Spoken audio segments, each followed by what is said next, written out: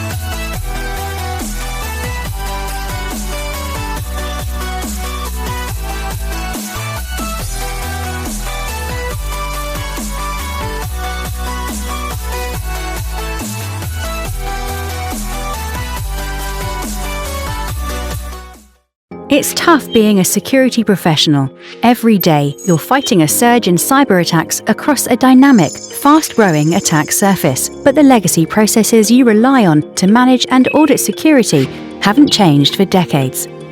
They don't fit today's dynamic, digital landscape. They're outdated, obsolete. Bug Bounty takes penetration testing into an exciting new dimension.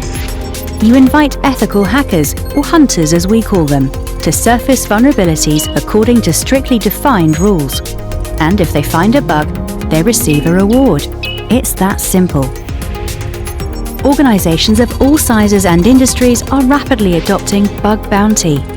So let's take a look at how a Bug Bounty program works. The first step is to define the program rules, which include the scope of what you want to test, the vulnerabilities that qualify for a reward and those that don't, the bounty grid which defines the amount of the reward based on the severity of each bug. The program is then launched in private or public mode. In private mode, only selected hunters are invited. It could be 5, 50, 500 or more. You control the pace. In public mode, the program is launched to the entire Yes We Hack community for the largest possible reach. Once the program has been launched, hunters start testing and submit their findings through the platform. Each report is then validated according to the program rules. If the vulnerability is valid, the hunter is rewarded based on the severity of the bug. Once the bug is fixed, the hunter double-checks that the security exposure is closed. So, are you ready to go? Visit www.yeswehack.com. Hope you enjoyed and learned a lot yesterday and are packed with enthusiasm to grab on more today. So let's move forward to begin the day 2 of Vulncon 2021. We are pleased to have Mr. Donovan with us to deliver a talk on basics of antivirus evasion. So grab onto your notebooks and your favorite coffee. Over to you, sir.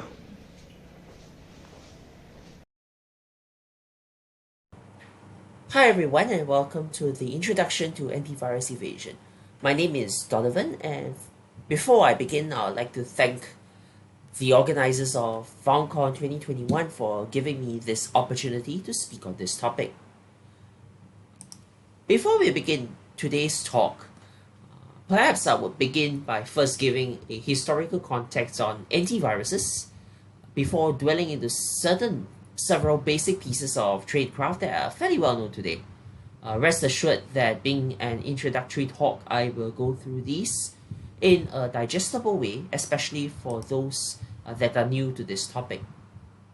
But before I begin, I'd like to introduce myself.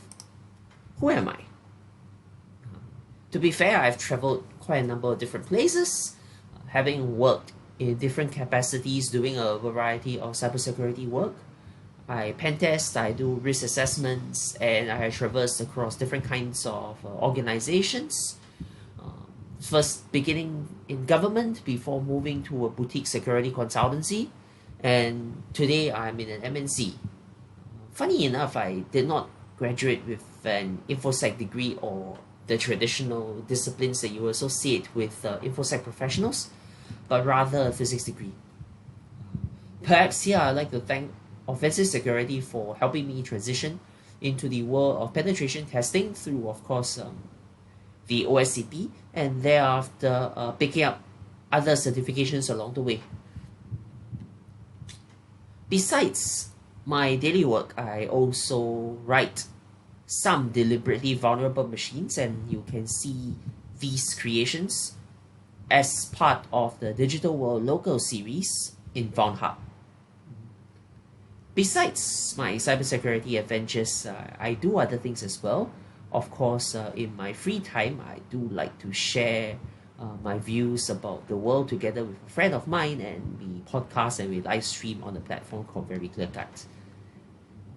Also, since every one of us does have a physical life after all, even though COVID-19 forced many of us to digitalize our lives, I do enjoy my sport. I play badminton, I enjoy nature, and I like to read as well. Before I begin diving into today's talk proper, I would like to share how I think today's talk should be approached. Because we are talking about the novice today, we will describe the concepts. We will look at it from a high level. We do not necessarily aim to achieve what we call fully undetectable malware, or in short, FUD malware. Okay, but the fundamentals we'll talk about today will be helpful in understanding the rather cat and mouse game that we play in the world of AV evasion. Meaning to say, perhaps I can talk to you about certain kinds of cutting-edge tradecraft today, but these can well be mitigated tomorrow or perhaps on the next patch Tuesday, which means that it is never a terribly good idea just to memorize techniques and then aim to replicate them wholesale in your payloads. What will help you, however, are good fundamentals, and that is the objective of today's talk. But before I go on to talk about this proper, please bear in mind that whenever we test malware, we should always do it in a safe lab environment. Meaning to say, if you have a separate physical machine, or if you can't do that, at the very least, test it in a VM. I mentioned I'll begin with a historical backdrop, and I will begin by talking about old tricks. One classic old trick in generating payloads is to use MSF Venom to generate ourselves a reverse shell. And this is what we have done. We basically use MSF Venom to generate a Windows 64-bit executable that listens on our favorite port number. Then we upload this on VirusTotal and discover that about 2/3 of antivirus vendors flag this as malicious. Okay, and that's in fact a bit low in modern day standards, simply because you expect such a payload to be pretty much signature in the AV vendors databases. But never mind, let's start from here. Perhaps you decide that, okay, if we are talking about defeating signature based detections, why not let's encode our payload. So what we do is that we encode it using the x64 XOR dynamic encoder, and we upload this same payload on VirusTotal, and we notice, well, not really an improvement. Basically, 2 fewer AV engines detect our payload. Clearly, the improvement is not great, and then we would wonder how we can improve on this. First, what went wrong? There are quite a number of problems in our previous example.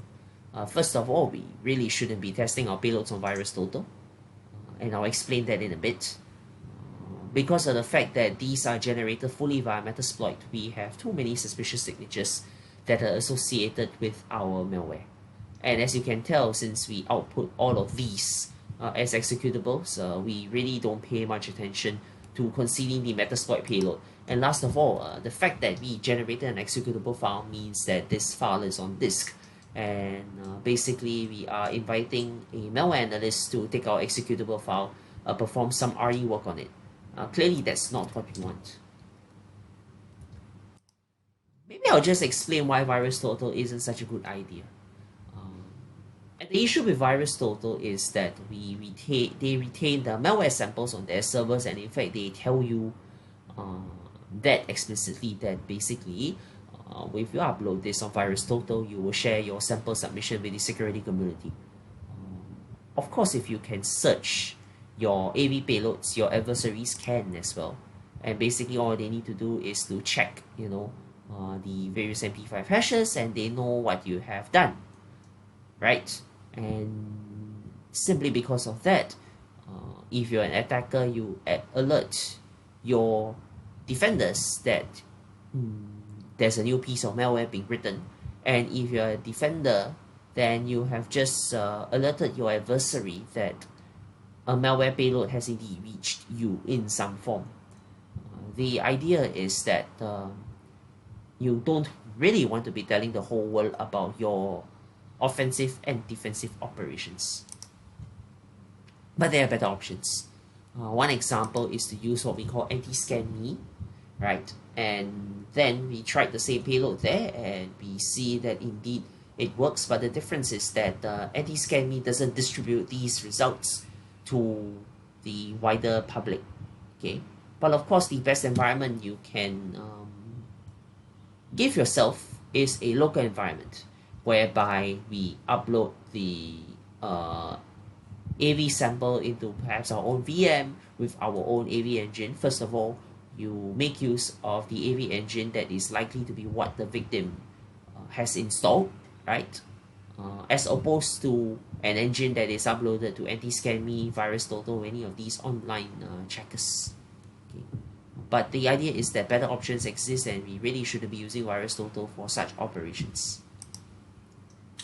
So we repeated the same exercise, and we uploaded our samples to Anti-Scan Me, and we realized that simply encoding our payload with the x64 XOR encoder, well, as you would expect, doesn't magically turn our interpreter payload into a fearsome piece of malware that we should all be particularly afraid of. Therein lies this question on whether we can use MSF Venom, and the answer is surprisingly yes, we can still use it, but with some caveats. First of all, we will want to write our own Windows 32 APIs and then use MSF Venom to just simply generate some shellcode. While we do that, we can basically live off the land of Windows 32 APIs. Since they are inbuilt in Windows, we are able to use them clearly. They're quite fast and easy to implement. Later, I will show you an example, and while the example looks complicated, there are many shortcuts to simplify this process. And because of the fact that people invoke Windows 32 APIs legitimately, but of course you have to do that, the behavior is certainly not that anomalous, and we are free to customize the behavior of our malware to make it less detectable, because we use Windows 32 APIs that others use as well. And so this begins our journey with the construction of our own executable, just so that we can build our own AV bypasses. What's the idea? So if you remember what we talked about just now, we basically rely on MSF Venom to do everything. Basically, that's the picture on the left. MSF Venom generates us the stager, the template, and the shellcode, and that gets detected by pretty much every credible antivirus engine out there. The idea here is to perhaps do some fine-tuning. What we mean by that, we still use MSF Venom to generate the shellcode. It's just that we encode it, okay? And of course, write some decoding stub that allows us to decode the shellcode in memory. We write a template ourselves. And of course, we can use a stager that corresponds to some architecture research that we have done. And if we know that the victim is running a 64-bit OS, then we clearly use a 64-bit stager. Right? This nice picture of these Russian dolls were taken from Black Hill InfoSec, and I think it's a nice introduction to tell you the idea behind manually writing some parts of our payloads to evade AV engines. But what do we mean by that? Basically, we're trying to answer the question on how we use Windows 32 APIs, and thankfully there's an answer to this. So Microsoft has provided a platform called pinvoke, platform invoke, right? Which allows us to access various structures, callbacks, and functions in our managed libraries from our managed code. Okay, the idea is that they allow us to access these APIs through importing the system and system runtime interop services namespaces, right? And basically, here what we have from Microsoft is a snippet of code in C# that allows us to call upon a message box, right? Spectre Ops also has a nice introductory article on this, and you can read that. But I will go through a simple example before building on this simple example and talking about how we build our own templates and Gradles. Since we talked about the Messagebox function, it would be nice to start by talking about it. So a Messagebox function basically accepts several arguments, right? As you can see, there are 4 different arguments here, and they have different data structures, okay? And that the Messagebox function can be found in the user32.dll, okay? Having said that, we want to understand how we can call this function, right? And what we do is that we basically use the system and system interop namespaces, right? We call that in C#, and then we basically import the DLL. We call which DLL we want to import, and we will basically try to call upon these arguments. The problem, however, is that when we write our own C# code, if we probably be building it in Visual Studio, we are basically building what we call managed code. And if we want to call upon these APIs, right, we will basically make use of the system runtime interop services, a namespace, and we will need to marshal unmanaged code to managed code, which is fine. There is a way to do such marshalling quite easily, and I won't explain too much about this. But the idea is that there's a certain conversion table that you can use to transform all of these to that you have here. And, well, that's great, right? However, it looks a bit intimidating at first glance, and this seems to be quite a lot of work for invoking a message box. Thankfully, we don't need to go through all that pain. We can copy code pretty much through a website called pinvoke.net, whereby they basically have pinvoke signatures for the various APIs that we like to call. In other words, we don't need to go through this manual process all the time whenever we want to be invoking some sort of Windows API from a DLL, which is quite nice. So how do we use pinvoke.net? As we said, it was a simple copy and paste exercise, right? And as you can see from here, you go to pinvoke.net, copy and paste it in here. So you just copy the pinvoke DLL import statement, right? That sounds quite easy, much easier than before. Okay. Now that we know how to do this, let's go back to copying important ingredients required for a standard C# Cradle. So in order to write our basic Cradle that allows us to run our own shellcode, right, we need to do a few things. Since shellcode by itself won't do anything. First, we need to create an executable piece of memory, which we do with the virtual Airlock function. And you can probably copy this code snippet from this site. This isn't too hard to do. Okay. After that, we need to create a thread which allows us to begin the execution of the shellcode in memory. Okay. And lastly, we also need to do an import of the DLL statement to prevent this shellcode from crashing the moment it receives a command. Because obviously, if your shellcode runner receives a command and it crashes, then it kind of defeats the whole point, right? And these are standard functions, thankfully, and quite a lot of C# Cradles use this. So don't worry too much about the syntax. You can quite easily copy and paste all of these and build your own Cradle. Sounds easy. However, there is a slight problem. And the slight problem arises here. So we have talked about building our own Cradle, but fact is, if you're going to be copying our shellcode just like that, we are still going to be triggering antivirus engines. Which brings us to the next point. And the next point is whether we can obfuscate the shellcode to evade signature-based detection. The answer is yes, and we can do that is to obfuscate the shellcode, obviously. But how do we do that? Some examples that we have involve perhaps reversing the order of shellcode, and then you let the whole reversal of order execute itself in memory to recover your original snippets. Of course, you can do some encryption and decryption exercises, and there are many of these techniques out there that people do. I will just share a bit on this later. And of course, there are many ideas that you can come up with, like obfuscating the functions, blah blah blah. But the idea is that the creativity that we have when you talk about evading detection is limited only by your imagination and perhaps your capability.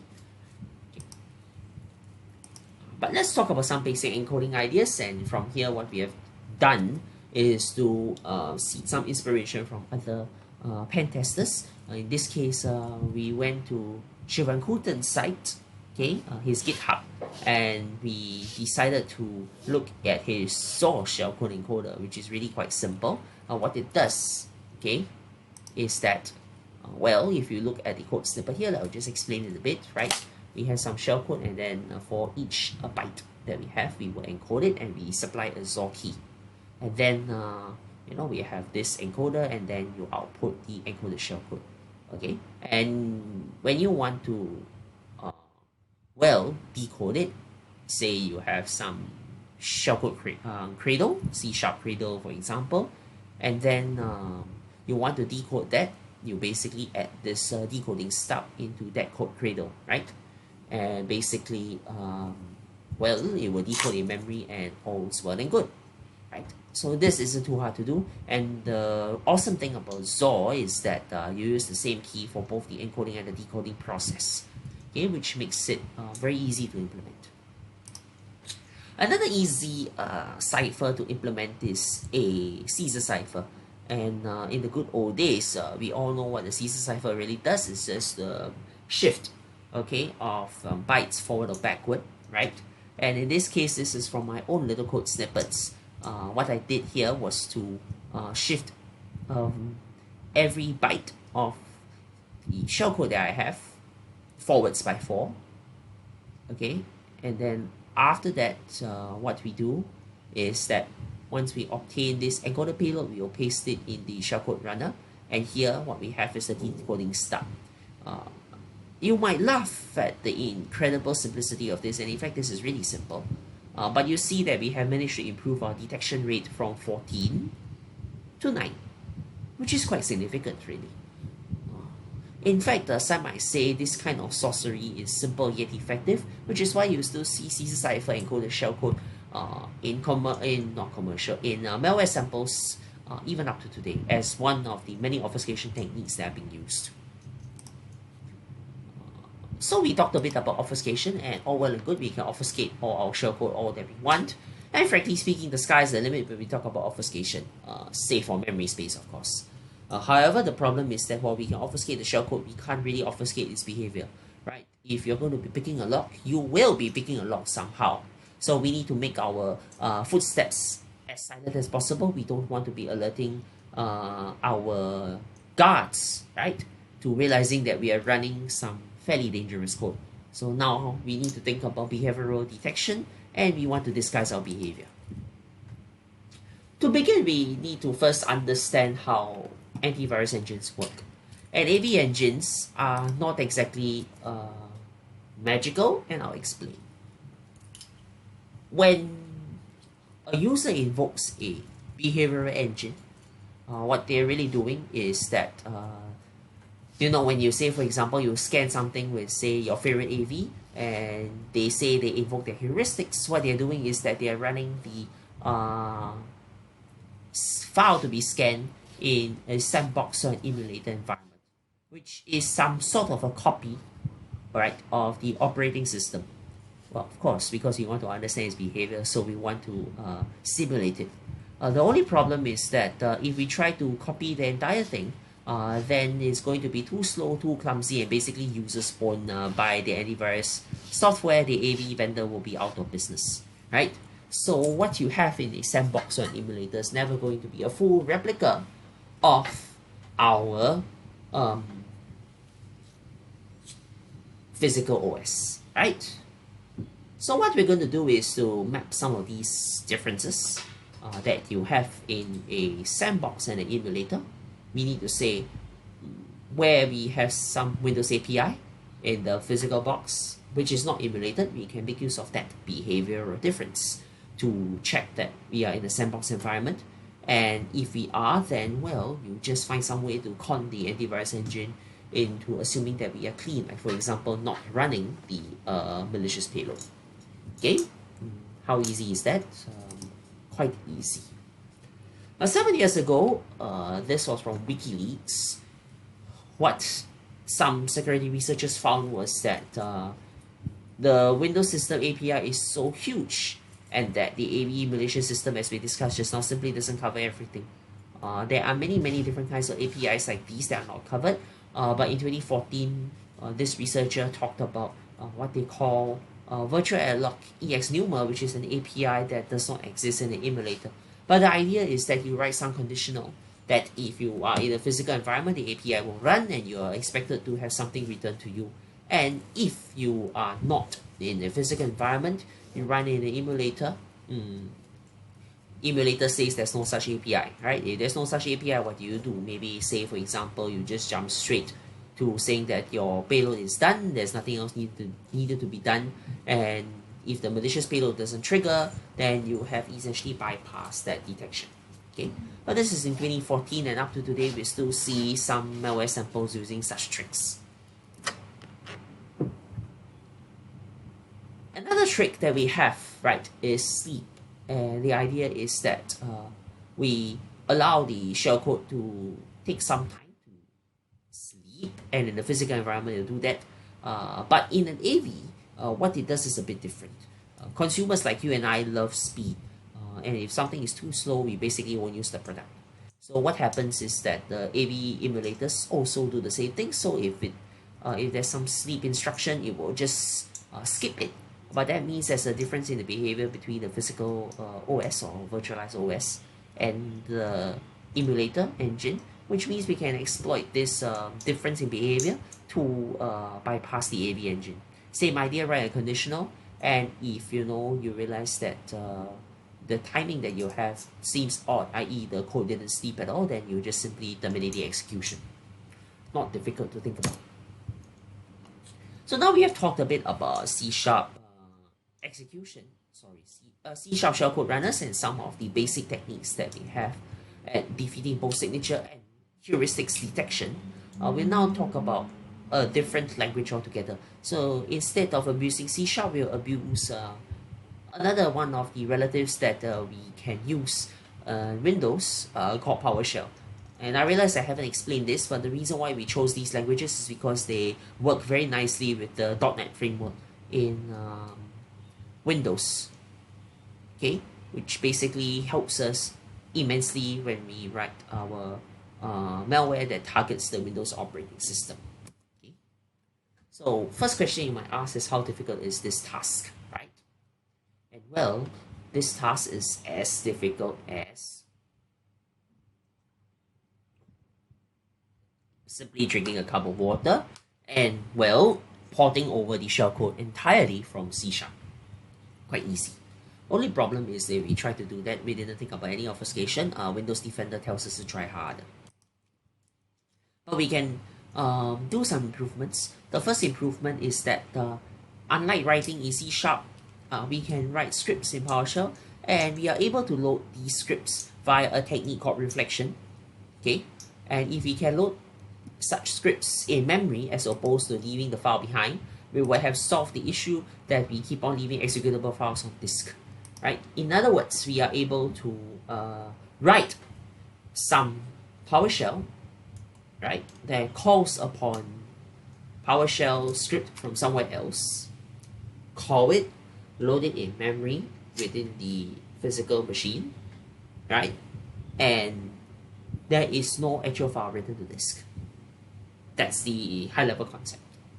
And this is amazing because it means that if you scan only for file-based malware, you will get absolutely nowhere. You will probably have no idea what's going on. Okay.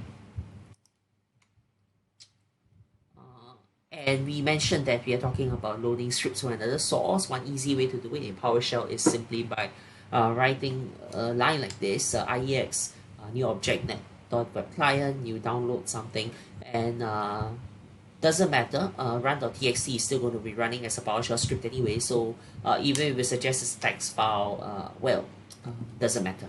The file extensions doesn't matter as much as we like to think, which is something that is a hallmark of the Windows operating system, in fact. Okay? As in, where writing a file extension means one thing, but when you try to execute it, it means another, in the sense that you can try to change the file extension all you want, but if you associate that file, okay, with PowerShell, I mean, that is the extension association that you have in Windows, then your text file will still run as PowerShell either way. So that was what we meant actually. Not that as in it doesn't matter kind of thing. Okay.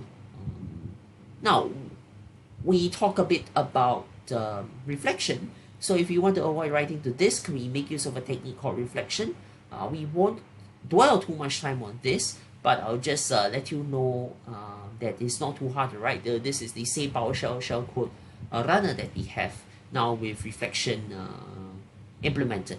And I think you can simply search up how to do this online. I'm sure you can find many different references to help you on this, so not too much time to go into the nitty-gritty of PowerShell.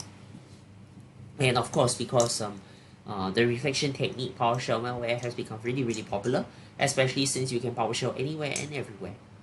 You can use PowerShell in scripts, you can use PowerShell as part of Office macros, and so macro-based malware got quite famous initially in, I think, the year 2000s-ish, and then it kind of died down. And then when we realized that hey, VBA is not just VBA, we can use VBA to call on PowerShell, we can call on PowerShell to do other really crazy things, Office macros began to regain in popularity, not to do so much work for us, but to happily download PowerShell shellcode runners and basically pawn on these machines. In fact, today it's still quite popular, as there are many more techniques to do some of these trickery that we talk about. Okay, and because of the popularity of PowerShell and the usefulness of it, many tools are in fact ported to PowerShell. So we're not only talking about writing shellcode runners, we are talking about things like enumeration tools like PowerView, PowerSQL. You're talking about credential dumping tools like Mimikatz. Okay. But PowerShell comes along with its several defenses, and we're talking about defenses, then well, in the Windows operating system, you see that there is what we call constrained language mode, which stops a PowerShell operator from doing strange things on PowerShell. There's Ad Blocker. There's of course AMSI, which is an inline scanning tool in Windows to help you check if what you're running in the PowerShell prompt is indeed malicious or not. Okay, and of course, if you're talking about the implementing a PowerShell as part of a file, then we need to obscure that PowerShell accordingly as well. Okay, but all of these is not too hard to do. Okay, but first I'll talk a bit about the defenses. I'll talk about the CLM, which is constrained language mode, and if you have a look at this screenshot, it isn't too hard to understand.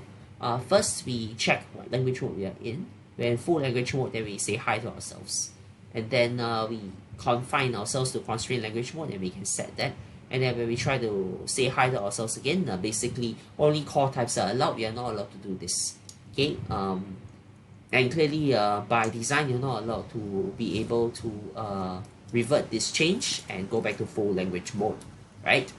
So this looks amazing, right? That is to say, it looks like we are able to defend ourselves against PowerShell attacks. But that's not true. The solution to doing this is to basically circumvent the CLM using custom run spaces. And there's a GitHub link here that we have which talks about CLM bypasses. But the idea is that we can make use of a custom run space, and then we are able to invoke whatever we want to invoke, basically full language mode, and then we are able to do dangerous things all the same. So in this case, we use a CLM bypass to download test1.txt, and you can see test1.txt indeed got downloaded, as opposed to test.txt, which didn't quite happen. Okay, so this is constrained language mode. Next, we'll talk a bit about AMSI. So AMSI, anti-malware scanning interface, basically does inline scanning of PowerShell. Okay, and when we mean inline scanning of PowerShell, it was designed in 2015 as a way to scan these malicious payloads, right? And then basically it also integrates with other AV engines. So the idea is that you can make use of AMSI even though you don't use Windows Defender. Okay, and how do you check if AMSI is enabled? We say AMSI utils here, and then as you can see, this script contains malicious content has been blocked by antivirus software. This is a telltale sign that AMSI is enabled.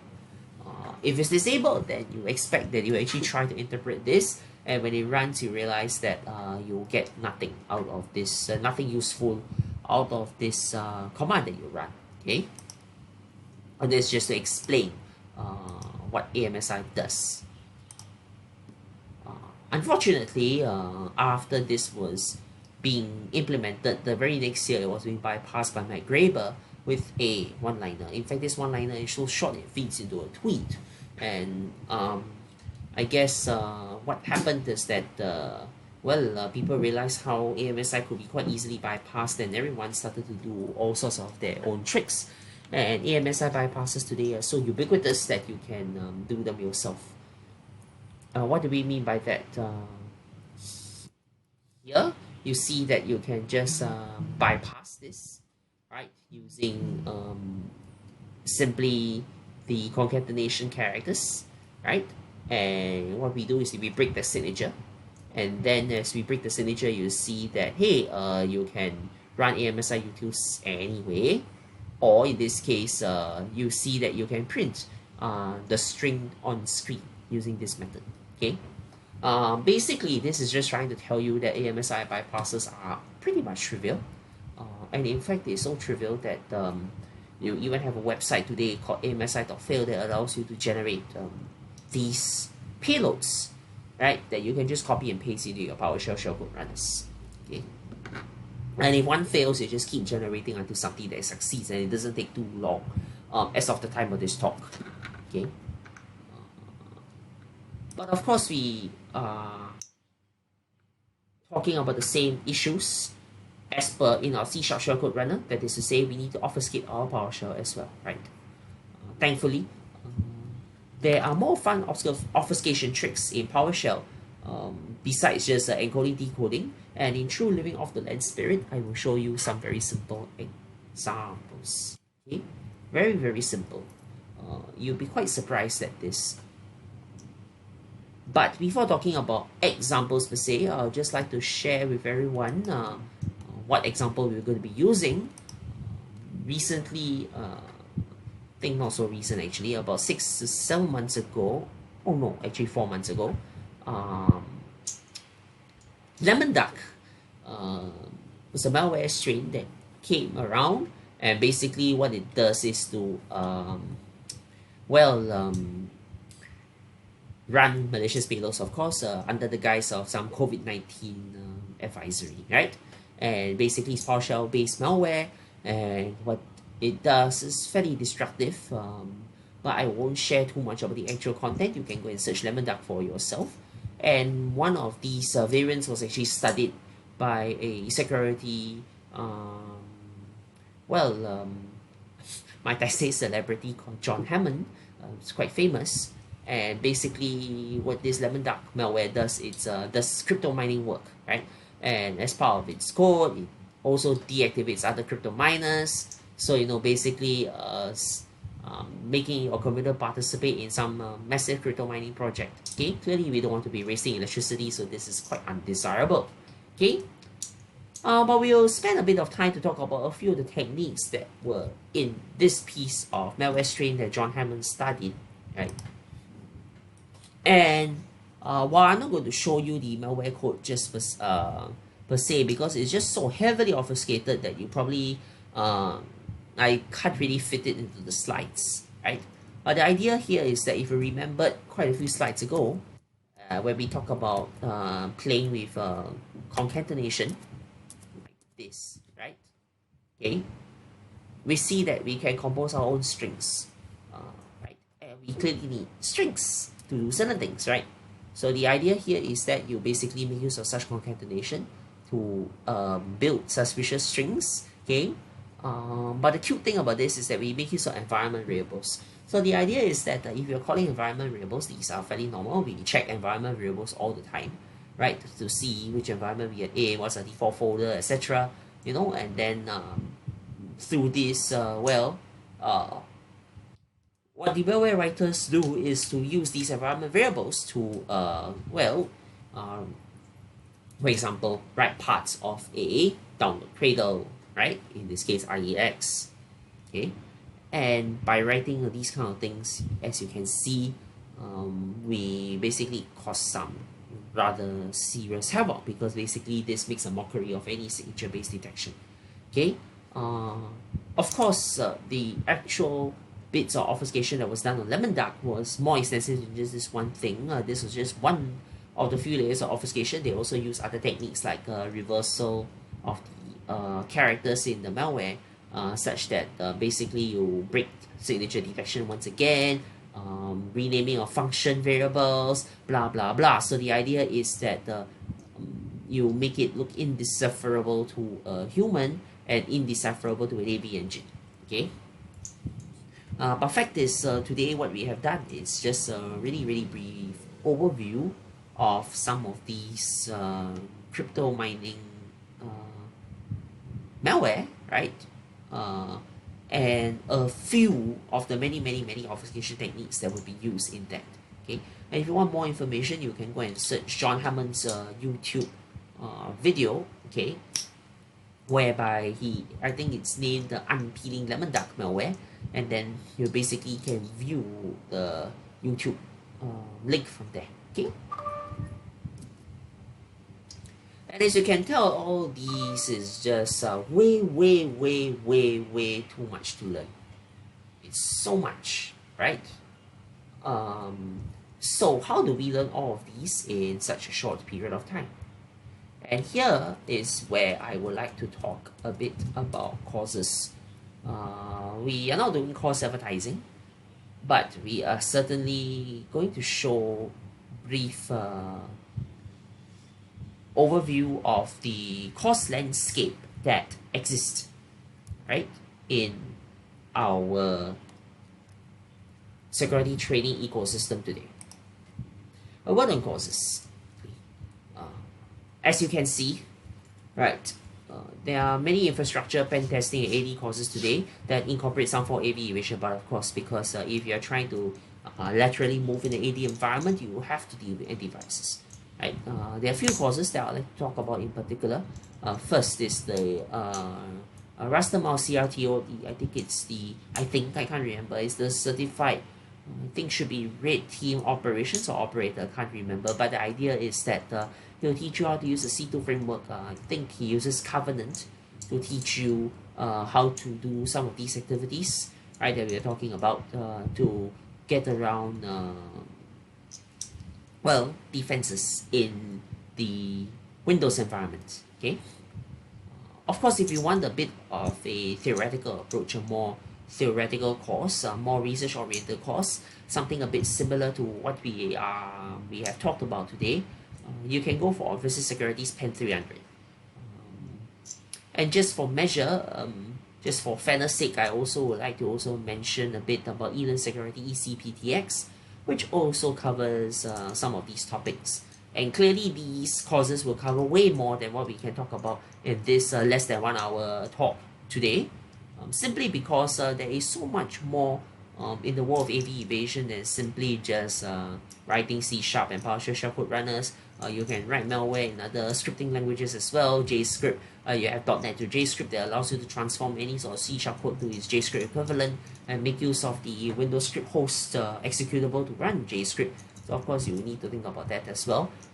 I also like to highlight you to some attention that has been done on these AV evasion and EDR evasions, in fact, whereby what they do is they write malware that escapes hooks, right, of certain EDRs, and they want to see whether the EDRs actually respond to these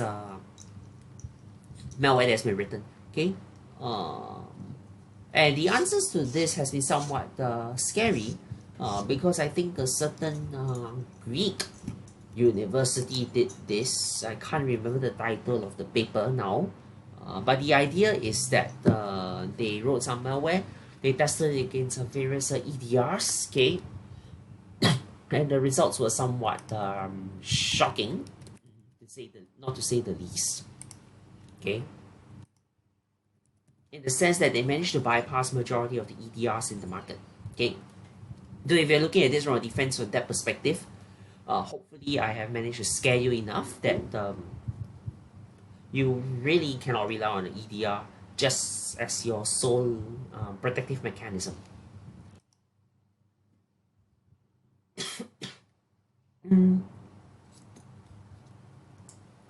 Well, so you might ask, what next? Is this too manual a process? The answer is maybe this is too manual for you. And you would like to automate some of these processes. And like to do that, you can make use of AV evasion framework, which we call V evasion. You can use a C2 framework that incorporates some of these things. And if you're really free, you can also build your own C2 framework. Okay. Of course, building your own C2 framework takes plenty of time, plenty of effort. I know of fellow InfoSec acquaintance, friend rather, that has built his own C2 framework, which is rather amazing. Unfortunately, the thing is that because it's too amazing, his company told him that he cannot say a word about it since they are planning to use that as part of their rating engagement. But the idea is that there are people who do such things just so that they can achieve the magical level called FUD, fully undetectable malware. Okay? And I think if you have any questions about this, according to Vulncon, they have a certain way of doing Q&A, and I think you can ask questions through there. We'll answer them. But if you find that you have questions on viewing this video and maybe you don't have access to the Vulncon method of asking questions, you can contact me on LinkedIn. There's my LinkedIn link, and also my Discord. You can contact me on Discord. I try to answer the questions to the best of my ability. Fact is, no one is really an expert in every single thing under the sun, but we try our best to learn from others, to be slightly better InfoSec professional than yesterday, and wherever I think I know how to answer your questions, I will certainly try my level best to do so. But please don't ask me for free malware samples that I can't exactly give you. Okay. Having said that, thank you once again, Vulncon, for giving me this opportunity to speak on the topic of AV evasion, and I guess for all of you who are participating in Vulncon, feel free to go and attend other talks and enjoy the rest of the December holidays.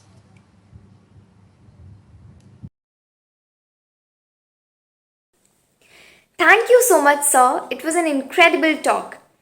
It's my honor to introduce Vansh Devgan to you all, who will be talking on power of automation and data in cybersecurity.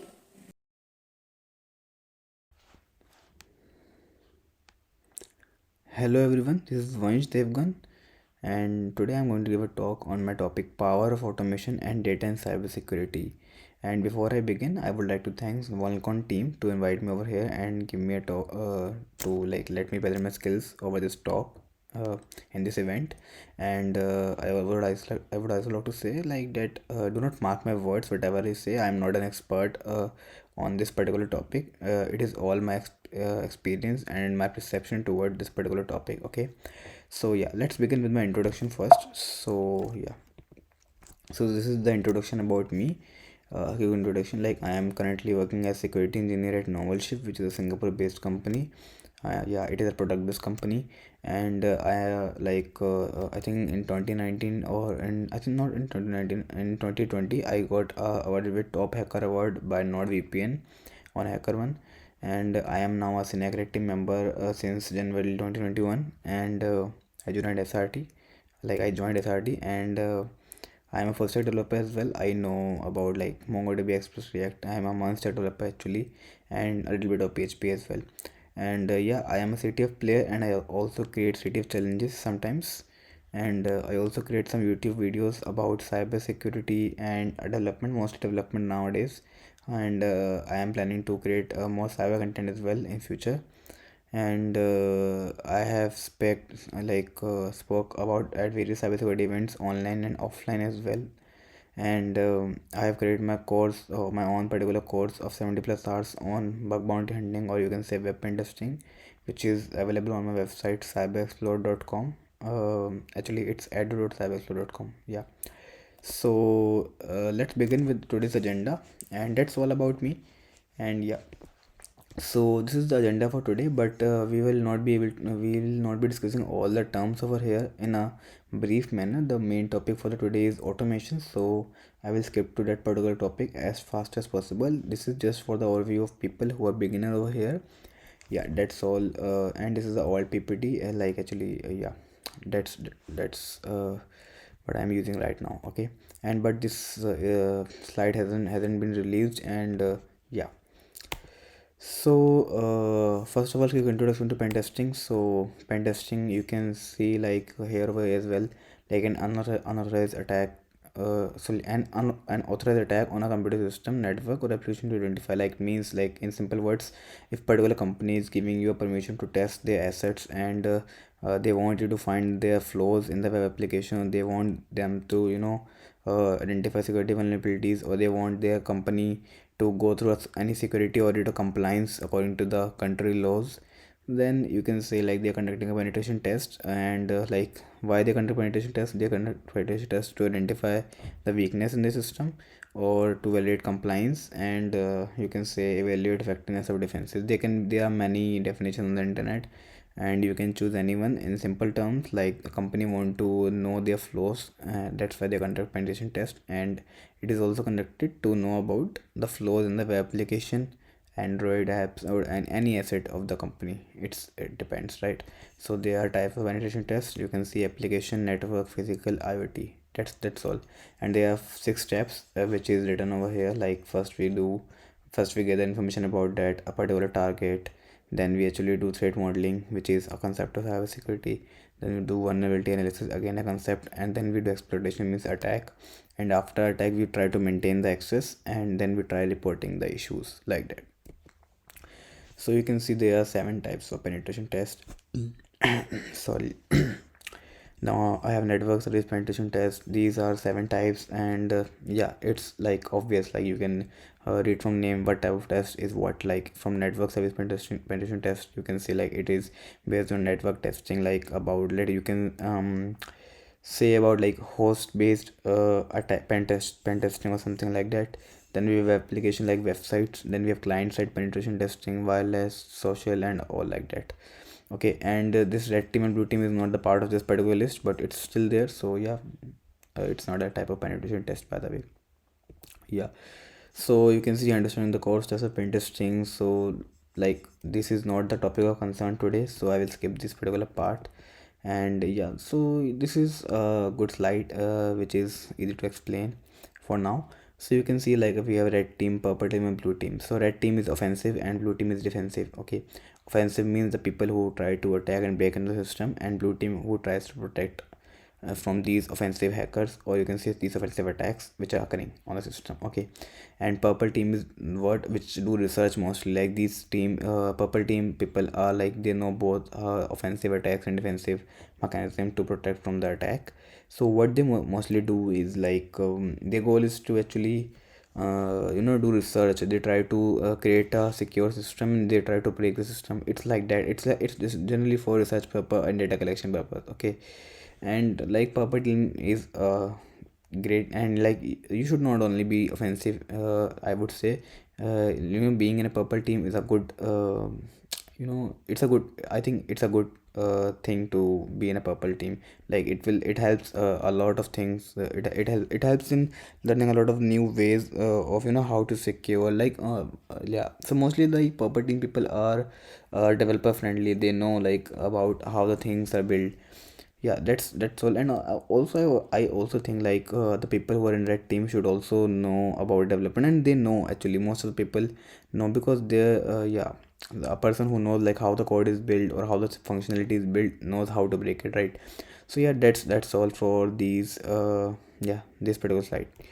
So now we have famous hacking terms for beginners. So yeah, so there is a difference between bug and a vulnerability. Okay, so if this particular video was not recorded and I would like to, I would have an opportunity to ask someone, then I will definitely ask what is the difference between bug and vulnerability, which I generally ask.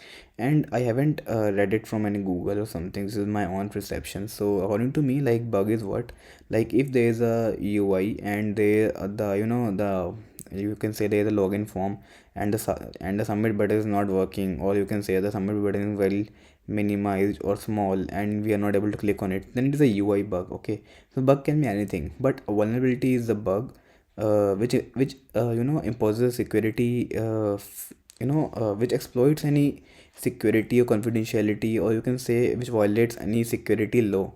Okay, so any bug which actually create the risk of privacy violation or the risk of data leakage or anything which comes in security guidelines or standards is known as a vulnerability according to me. So bug can be anything, like that particular button which is not working on the sign up form can also be a bug, but it is not a vulnerability because it does not impose any risk on a particular asset or a company or a particular user of that particular website, right? Yeah, it can be like the user is not able to log in, but yeah, it was just an example. Yeah, so now the third thing is payload. So yeah, payload is something which is very crucial in some cases where we need to exploit something. Exploit means attack. So for example, let me give you an example of payload. Just a second, let me think about it. Okay, so for example, you have to go to the moon and there's a key of a room which is on the earth. Okay, so like how you can go to the moon? Okay, there's only one way, which is just a rocket. Okay, so you can see that there is a rocket picture on the payload. Okay, so it is very lame example, but yeah, like for example, like there is only one way to go to the moon and get the key for a room which is on the earth, which is locked by a particular lock, and the key for that lock is on the moon. Okay, so the only way to reach the moon is by using a rocket. So in this case, like you cannot achieve and unlock that lock without that particular key, because that lock is, like there are many loopholes. You can break it with a hammer or something like that, but speaking technically, the only way to unlock that lock is that particular key, right? So the only way you can achieve that by, to unlock that room is by going to the rocket, like by going to the moon, like by flying in a rocket and then coming back to the earth and then unlock. Okay, so that particular rocket is very crucial in order to unlock that room. Okay, so in this case, that rocket which is helping you to unlock that room is a payload over there, and unlocking a room through that particular key is the exploitation of the particular law. Okay, like you actually trying to exploit it. You're trying to take advantage of that particular key which you got to unlock and get access to some resources inside that room. Okay, that can be one example. And like then there is reconnaissance, which is a word. So reconnaissance means getting as much as information about the target, and you can do this by two things. Like the one of the thing is like you can actually do a passive recon, and one thing is you can do an active recon.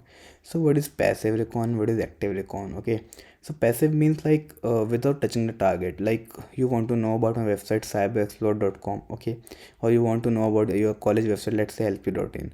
Okay, so if you're doing information gathering in passive recon, like you are saying that I am doing passive recon, it means like you are not visiting a website, you are actually trying to google about the particular information. For example, you want to know how many subdomains of lp.com or .in are there. Okay, so for that you do not need to visit lp.in or you do not need to brute force uh, subdomain part of lp.in to get subdomains. Okay, you can actually get that from a lot of databases over the internet, because there are so many tools are doing that for you. Okay, so you can just google about a particular subdomain enumeration tool or something like that, and then you can get the data. That is a passive data, because for like that data is stored in someone else's database, and you're just getting the data as it is without touching the target. Like you're not visiting lp.in, and you're getting data from some other third-party sources which have already visited that particular website but in the past. Okay, or maybe the data is all on the LinkedIn, or lp has shared at some sheets, or that sheets are on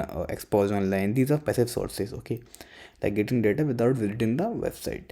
So now there is the active recon, which is just like which means like I have to visit lp.in, I have to analyze source code, I have to brute force some directories, get a list of like discover a list of some crucial data or data set over there, and then in that data set I'm finding some information.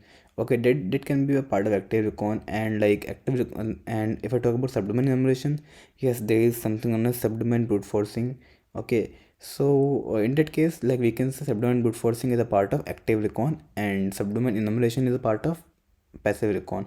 Enumeration means just getting it from different sources, and yeah, it depends on like how you see that. Then there is rat and malware. So yeah, that term is not related to pen testing, by the way, but yeah, it's a part of cybersecurity. So malware and rat is remote administration tool which need by which I can control your system or laptop like that. Okay, so yeah, let's move to another slide, which is the important one, and whichever I would like to explain in detail. So this can take a time. Okay, so there are ways like I would like to this is not a topic of today, but I would like to focus on this one. Okay, these 11 points which will help a lot of beginners, I would say, in reconnaissance. Okay, so knowing more about information gathering. So I don't know if you know about whois search. Okay, so if I just go to Google and do a whois search,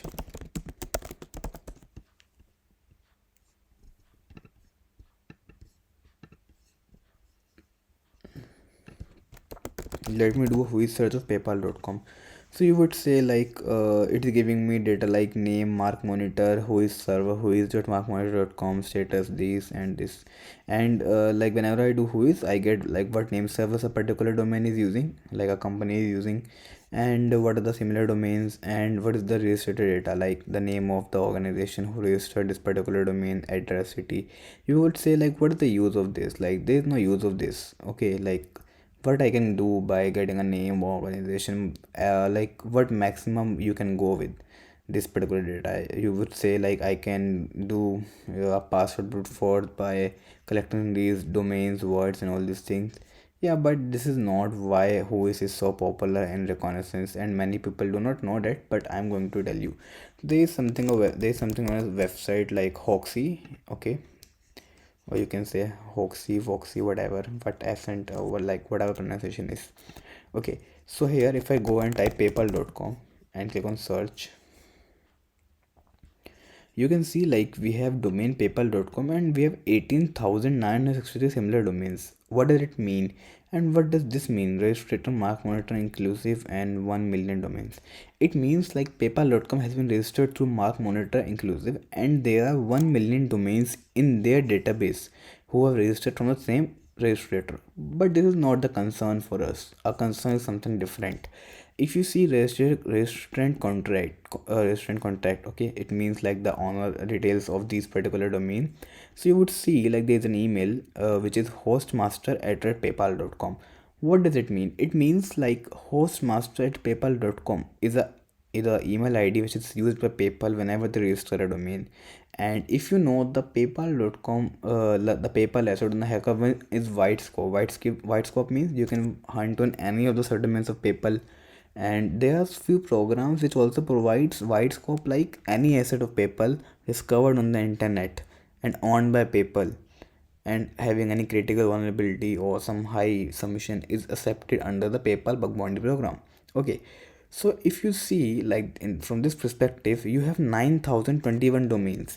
So if you do subdomain enumeration of PayPal and if you do subdomain enumeration of PayPal and you can do active and passive both, and you discover 8,500 domains. Okay, but still you miss a lot of subdomains out of there. Okay, but that is a part of subdomain recon. This is not subdomain, this is a different assets. Like how they are different, let me show you. So you can see like there's a email host master. So if I click on this, there are 9,021 domains having this same email. So there can be false positive. For example, if I purchase a domain cyberexplorer.com, I can put an email as hostmaster@paypal.com over there. But we have a good thing over here like that. We have PayPal inclusive like tag over in the company name. So I can see like if these both properties matches, like company name and email should be this, then only I will see like this is a valid PayPal domain. I can say that. Okay, so yeah, let me see like let me just click on I am not a robot. So you can see zoom.com is owned by mark monitor inclusive, and this is a domain which has email host as hostmaster@paypal.com. So I can google about it like Zoom owned by PayPal. So you can see like yeah, PayPal and Zoom Corporation and a virtual money transfer provider would not a definitely agreement. Like it means like Zoom is somehow related to PayPal, and yeah, this is a part of PayPal company, and thus this is eligible for a bug bounty submission of reports. So like in a scope of PayPal, right, like that.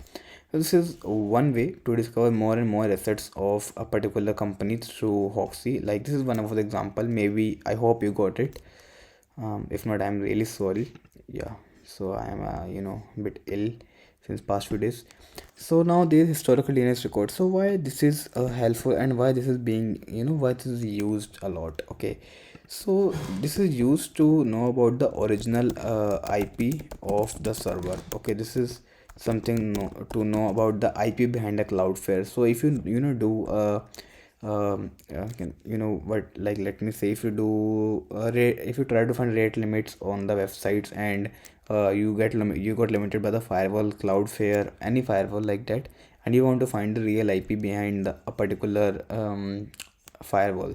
So what you can do, you can go to, there's a very big database owned by Security Trails, this one. Just sign up over there, and you will get access to something known as DNA historical data. And like this, I have used it many times. So for example, like I have a particular domain who is using Cloudflare, so I am not able to get the IP address, the original IP address like behind the Cloudflare, so that I can do the rate limit attack and bypass some firewall security feature. Not only rate limit, there can be many instances where like they are blocking some payloads, access, anything can be there, and you want to know the IP address behind that particular website. So what you can do, you can use something known as historical DNS records. So okay, so yeah, let me try to do this. not PayPal. Let me try to search of my own. Yeah. So if I do a search about cyberexplorer.com, go to historical data here. You can see like, yeah, you can see like first the my website, my this domain cyberexplorer.com was first created 5 years ago by someone else in 2010 or something, I think.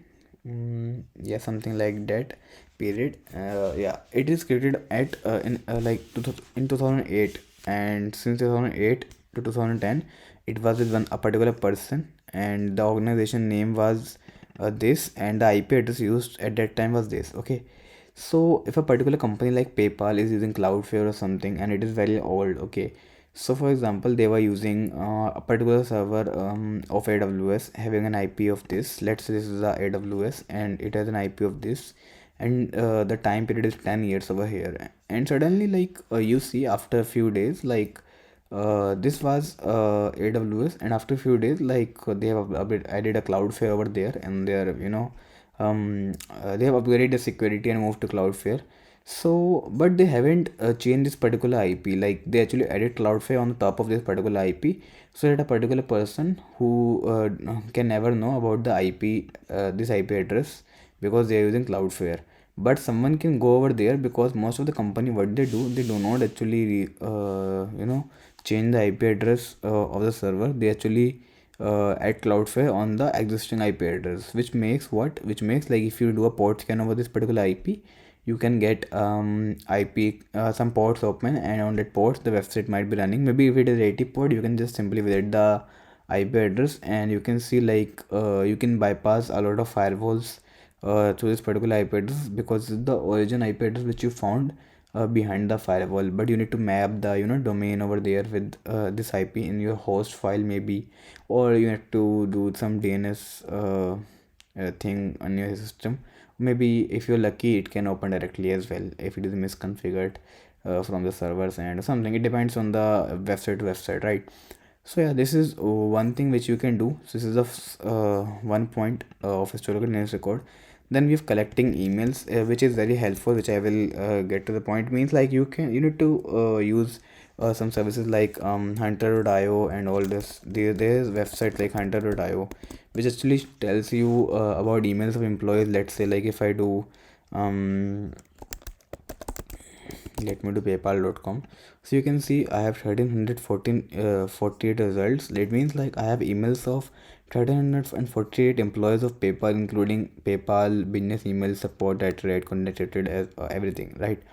So why to collect these emails? What's the benefit? Okay, so like you can say like you can do phishing, but it is not the major task of this recon process.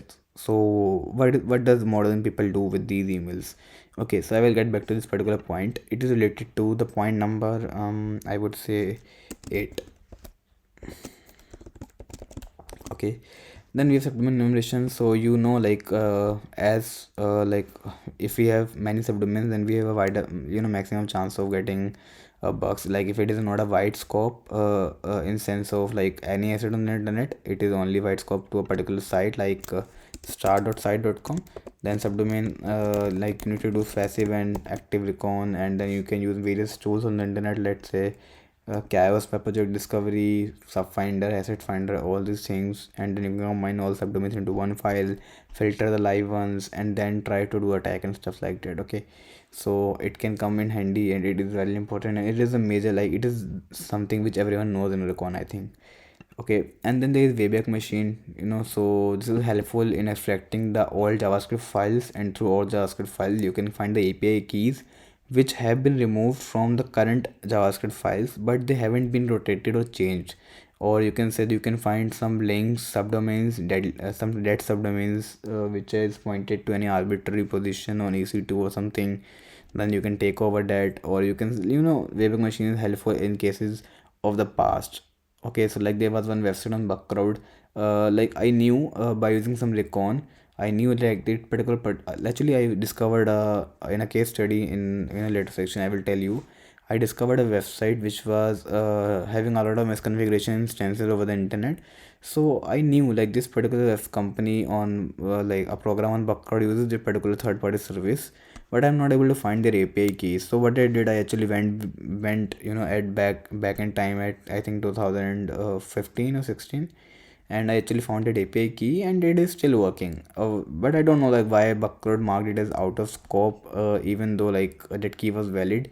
They told like it is a duplicate. So I mentioned them like even it is a duplicate, like it is not like I mentioned like this is a crucial key which can trigger a lot of financial loss, and you are making a duplicate because like I found it through a Wayback Machine by going to back, like they have resolved the issue by removing the key from the source code, but I again found it using a Wayback Machine. So still they didn't accept it because I think company do not want it to reward that particular type of finding. So yeah, so that was one of the scenario. The bug was valid, and I think I don't remember what was the status, was duplicate, won't fix or something like that. Okay, so yeah, then we have technology fingerprinting, which is also very important. So it means like you need to know like for example, if I um give you domain cyberexploit.com, you need to find like what technologies we are using.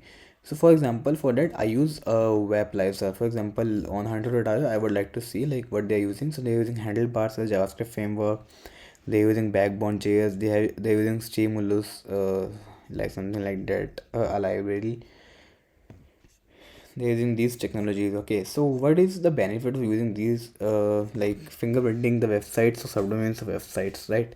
So for example, like it is using JQL 3.6.0, and in future like JQL 3.6.0 has a vulnerability in the JQL library which can pop up accesses on website at any place. Okay, so I can quickly go to my database and type JQL 3.6.0. If I have fingerprinting technologies and on each subdomain, I can find all subdomains which are vulnerable to this 3.6.0 and report them to all the companies in just few minutes. Or even though like if there is a 90-day period of cool down period for not reporting CVEs, then even though if this is the case, if I have 1 million subdomains, I doubt like they will be I think like there will be more than 10% subdomains who will not update the JQL in 90 days. Okay, so yeah, so there's still big chance to get a lot of money from bug bounty programs in case of that.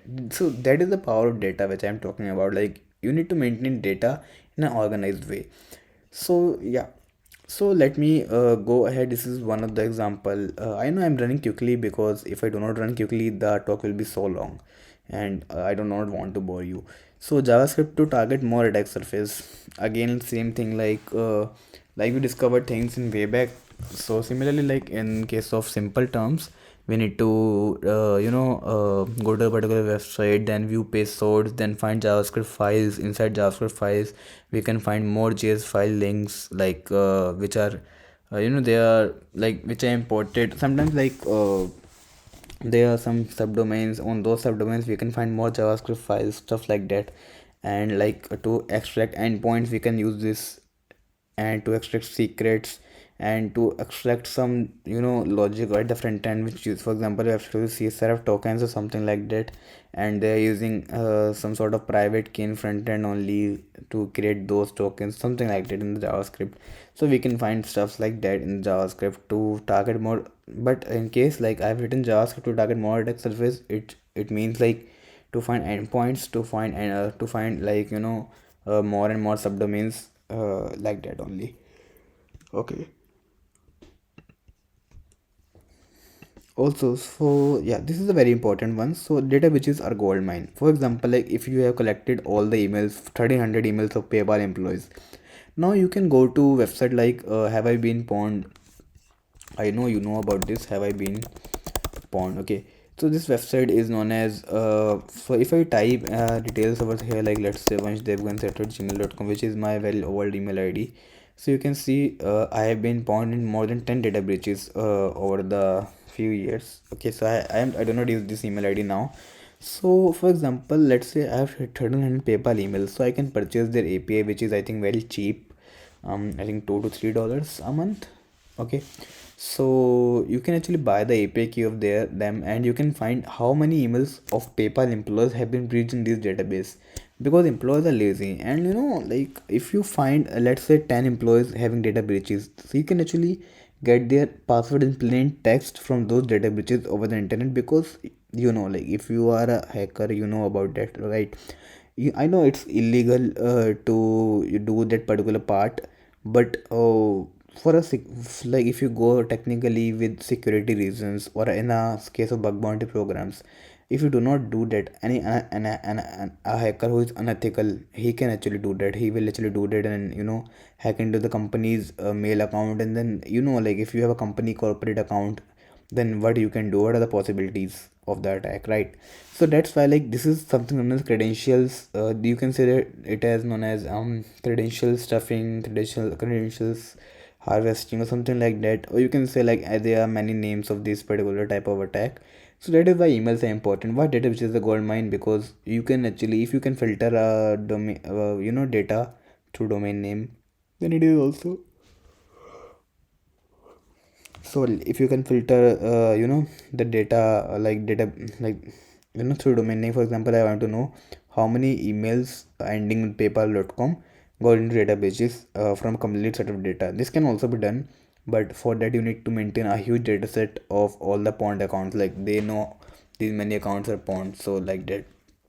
Okay, so like just going to data breaches, getting the passwords, and then trying those same email ID and password on the admin panels of a particular website, or like to log in into a corporate account, or you can say to the services of particular employee which a particular person using on LinkedIn, and then getting more into more and more recon, and just trying to get into the organization through many of the means. Okay, or maybe just log in into the LastPass or something, which is the wallet, password wallet, and getting more passwords, getting access to internal instances of PayPal, stuff like that. I hope you got it right.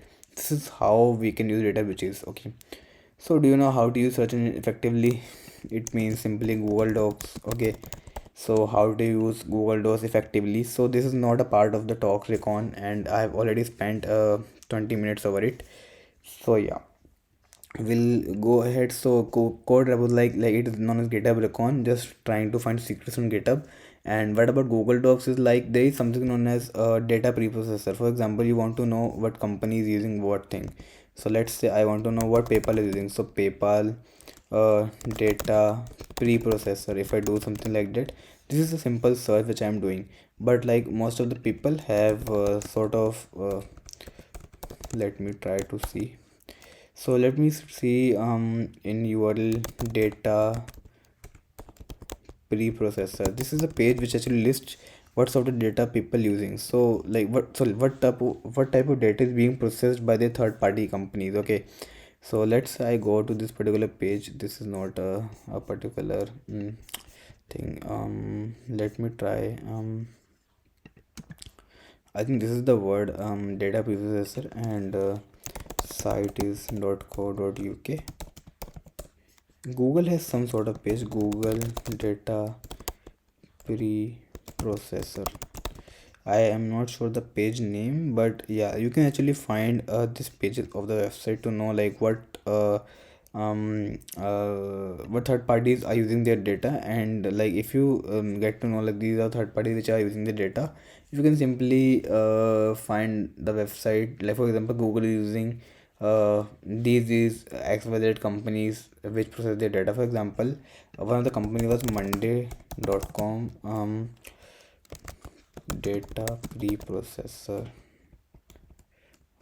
agreement. I think I am not sure about the name, but we call it, I think, preprocessor. Mostly privacy policy page has, yeah, data processor. Yeah, so if I go to data process subprocessor, yeah, this is the word. So you can use this word subprocessor. So you can see company, you can enter company name and subprocessor, and mostly you can see subsidiaries and processor. So if you go a little bit below, you can see like these are the companies. Okay, so they're using, it means they're using SendGrid for sending email notification. So every big website have this particular page. They're using FileStack for uploading file upload, Mailgun for doing this, Honey Badger for error monitoring, and these things they are using. So if you know about any misconfiguration in any of these companies, you can actually try to reproduce those misconfiguration on its subdomains or on its assets. Okay, stuff like that. So this is what I meant by like Google Docs to discover more assets or you can say like to increase the attack surface actually. Okay, so like this is one of the page which I always look for in the particular target what they are using, and then I actually try to see like how can I exploit if there is any misconfiguration which exists, and like that only stuff like that. So yeah, let me go to PPT. Pastebin and Trello, I think this is similar to GitHub Recon, or you can say Google. So for Google Recon, what I use is actually is Pentest tools, and just go to Google Hacking. It's free. I think it is changed now. You can simply type any website and simply choose anything. Let's say you want to find directly listening videos to Google Docs, and it will create a doc for you, as simple as that, and it's free. So yeah, for Pastebin you can see this. These are the websites which are actually exposed onto the Pastebin, and you can see we have a lot of email and password and stuff like that. If you are lucky, you can find the employee's password on this particular website, and then you can use it for your own purpose, right?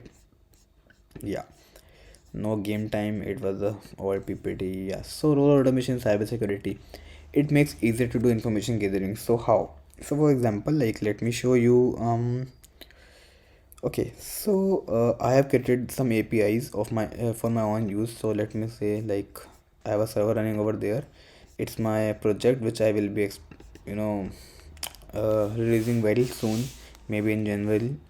So this is the code for it. So this is the API. So I just logged into this particular website. So I need a token to do everything, because every time I make a request it deducts 1 or 2 credits.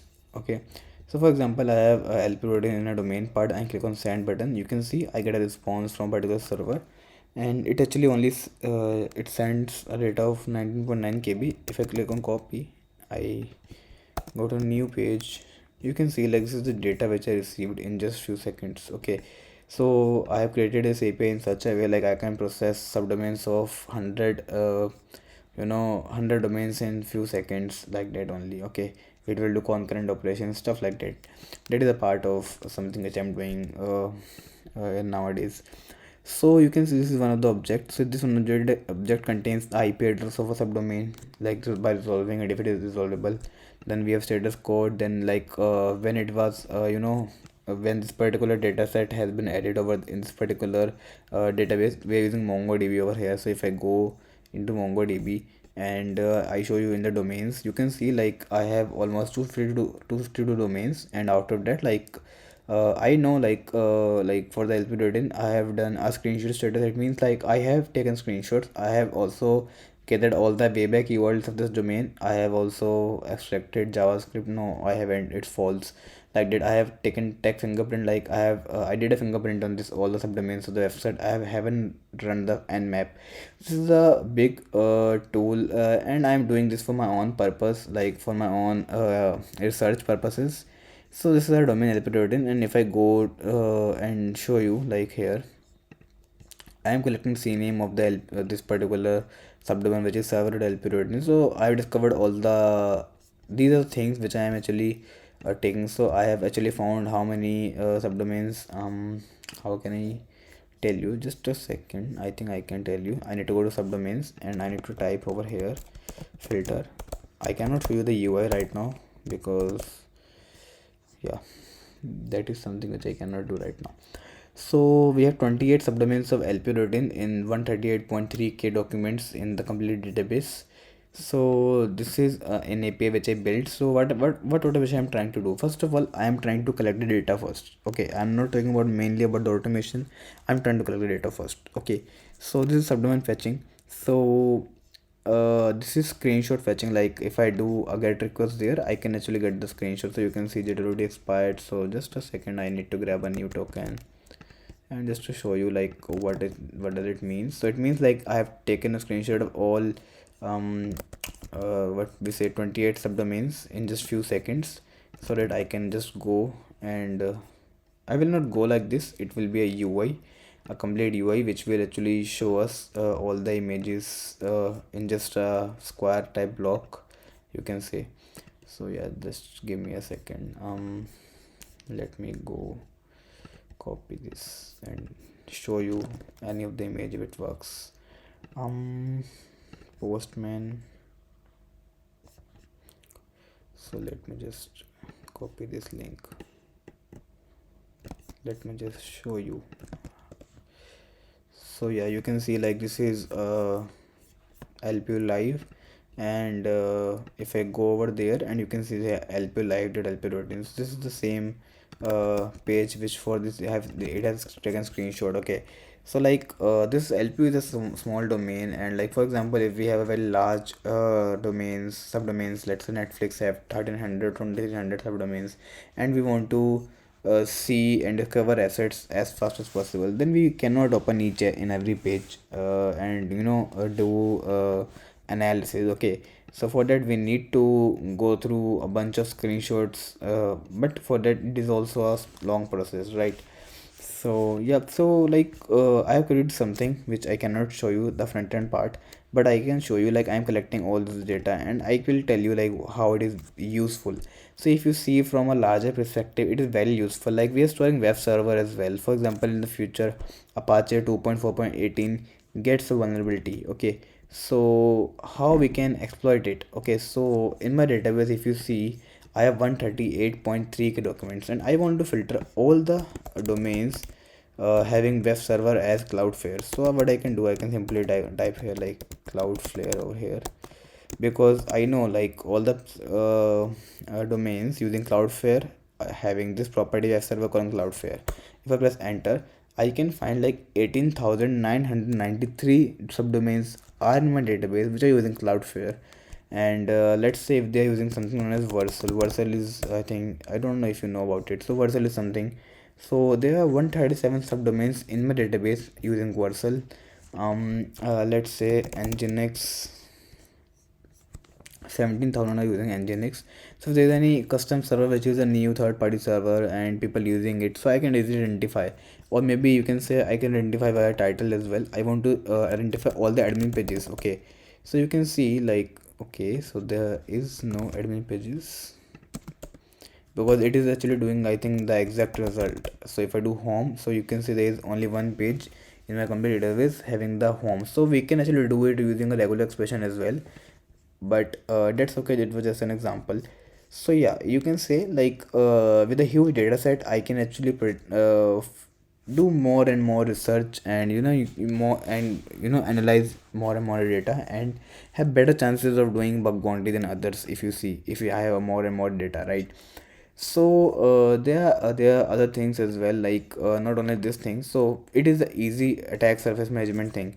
Okay, and it makes easy to do information gathering. Like if you have a huge data set, then it will be surely easy for you to keep track of like if we have created all the APIs to fetch subdomains, to fetch screenshots, to fetch wayback URLs of a particular domain. Let's say like if I have done this, okay, so like this is something wayback. So I am actually fetching all URLs of wayback URLs of LP.in, so it also works. So like for in this case, like I am doing it for LP.in only, but for example this is not a screenshot API. This API is for trying to do access attacks from our perspective. Okay, so I can actually supply multiple subdomains over here in case of LP.in, and my automation will work for me. It will actually I can actually make my data smarter using the help of AI and all the other things which I can do. Okay, so this is just a small example. So for example, like I did just this thing LP.in, type all URLs and click on send button. You can see like I actually got 40,400, sorry, 4 lakh 40, I think something like this, 1 chance 100,000 to 1 lakh 4 lakh 4,618 URLs are there from wayback URL, but currently I am only getting 1,000 results because this is a page number and this is the limit how many results I want per page. So if I go to the second page, I will get another results as well. And I have filtered this data in different ways. Like if I go over there, you can see if I want to get only JavaScript URLs of LP.in, I can get that. Yeah, but that is through UI, and this is just a demo, so I do not want to reveal all the features. There are so many things which I am doing. So you can see like I actually got all the JavaScript URLs of LP routine, okay, through Webpack URL. So these are the JavaScript file which were there in past, but right now I am not sure if they are there or not. Okay, so yeah, so this is how like there are things like which I'm doing through bash scripts, through Python, through Golang, combining some tools and creating some my own scripts and stuff like that. So there is something that if I go to technologies, you can see like I have fingerprinted cyberexplorer.com, so I know like I have particle.js, there is a slug, like all these things which is through some libraries and some of my own scripts, all that stuff. Okay, so it has a confidence of 100%, like I'm using modernizer on cyberexplorer.com, and yeah, stuff like that, and the version is 3.3.1. so these things might be helpful in some cases but not so much. Okay, so modernize like library thing is not so much important, but yeah, web server version and stuff like that is important when it comes to collecting data. I have collected more and more information as well. Like if I go to Arjun, I don't know if you know the Arjun is tool created by Somdev, and it tries to collect parameters. So I have collected the parameters on this particular page. So I have 20 different parameters on lp.in page, and I have stored in the database. So in future, if I want to run different attacks on these parameters, like let's say SQLE, XSS, IDOR, I can simply do with the automation. And maybe I can implement a workflow like first find subdomains, screenshot, and then automatically to Arjun. And then as I am storing this, I can actually compare this data from future perspective as well. Like on 6th of December, I have 20 parameters, but on 8th of December, the parameters got reduced to 18. So they have removed these two parameters from the particular website, or they have added these two sort of parameters. Or maybe I can monitor the subdomains as well. Like I have 28 subdomains earlier and now I have 30. So which two subdomains got added over there? So if you compare data, you can actually discover more and more new assets. You can do a lot of things. It saves time. Automation saves time. That's true. And there's a quick reports. Like yeah, as soon as you get a new subdomain, you can do a quick report, and as soon as you get an alert, you can set alerts like that. If something changes on the page, you can monitor the pages, everything. There are so many things which you can do. So you can have alerts, like if something weird is going on the website. Like if you do it from blue team's perspective, there is a different type of automation. Then that, like, yeah, automation is something which is very famous in cybersecurity, and it is now in a trend. I can say that easy exploitation of common vulnerabilities. Like yeah, you can easily exploit common vulnerabilities. Like for example, if you have 138.3k domains in database, you can simply, if you run an access hunter, or you can say a simple access tool over all the subdomains, you can easily find a bugs. Okay, on these common bugs can be easily discovered, I would say that, because even if you cannot find a bug on 138.7k site, it means you're doing something wrong, right? Because like there are so many bugs out there, and that is what I say from my perspective. Okay, automate exploits workflow with the help of AI. Like for example, if you are brute forcing a WordPress website with a word list of Drupal, there is no sense, right? There is no sense. But if you have store this data in database, and if you know, like let's say, if you know the subdomain which you actually, let's say you are directly brute forcing this particular subdomain lp routine, or let's say subdomain is this. Okay, and you know this is WordPress. Okay, you have stored over there technology as WordPress. Okay, but you are doing a brute forcing of Drupal word list over there. It makes no sense, right? So but if if your code is smart enough to know, like it is a WordPress asset and I need to do WordPress based fuzzing, or I will need to do WordPress based directory brute forcing, it will be beneficial for you. So that is where, like, what is AI? AI is just if and else, right? So if you make your code smart enough to judge itself, like what it needs to do in a smart way to reduce time and get more results, then you are doing the right automation according to me. Okay, this is just a small perspective. Then we have most helpful on big targets. Yeah, it is like automation helps only on big targets. Like if it is small domain like lp routine, or any small domain, you can say cyberexplorer.com. Okay, it won't take too much time. Okay, it won't take too much time to do a manual recon, or it no need of automation over there. You can actually simply open 10-15 tabs for viewing the screenshots and viewing the analyzing the data. But if there are thousands of subdomains, you want to filter what are the status code of those subdomains. Like I want to focus on 403 or 401, like that. Okay, now importance of data and automation, cybersecurity.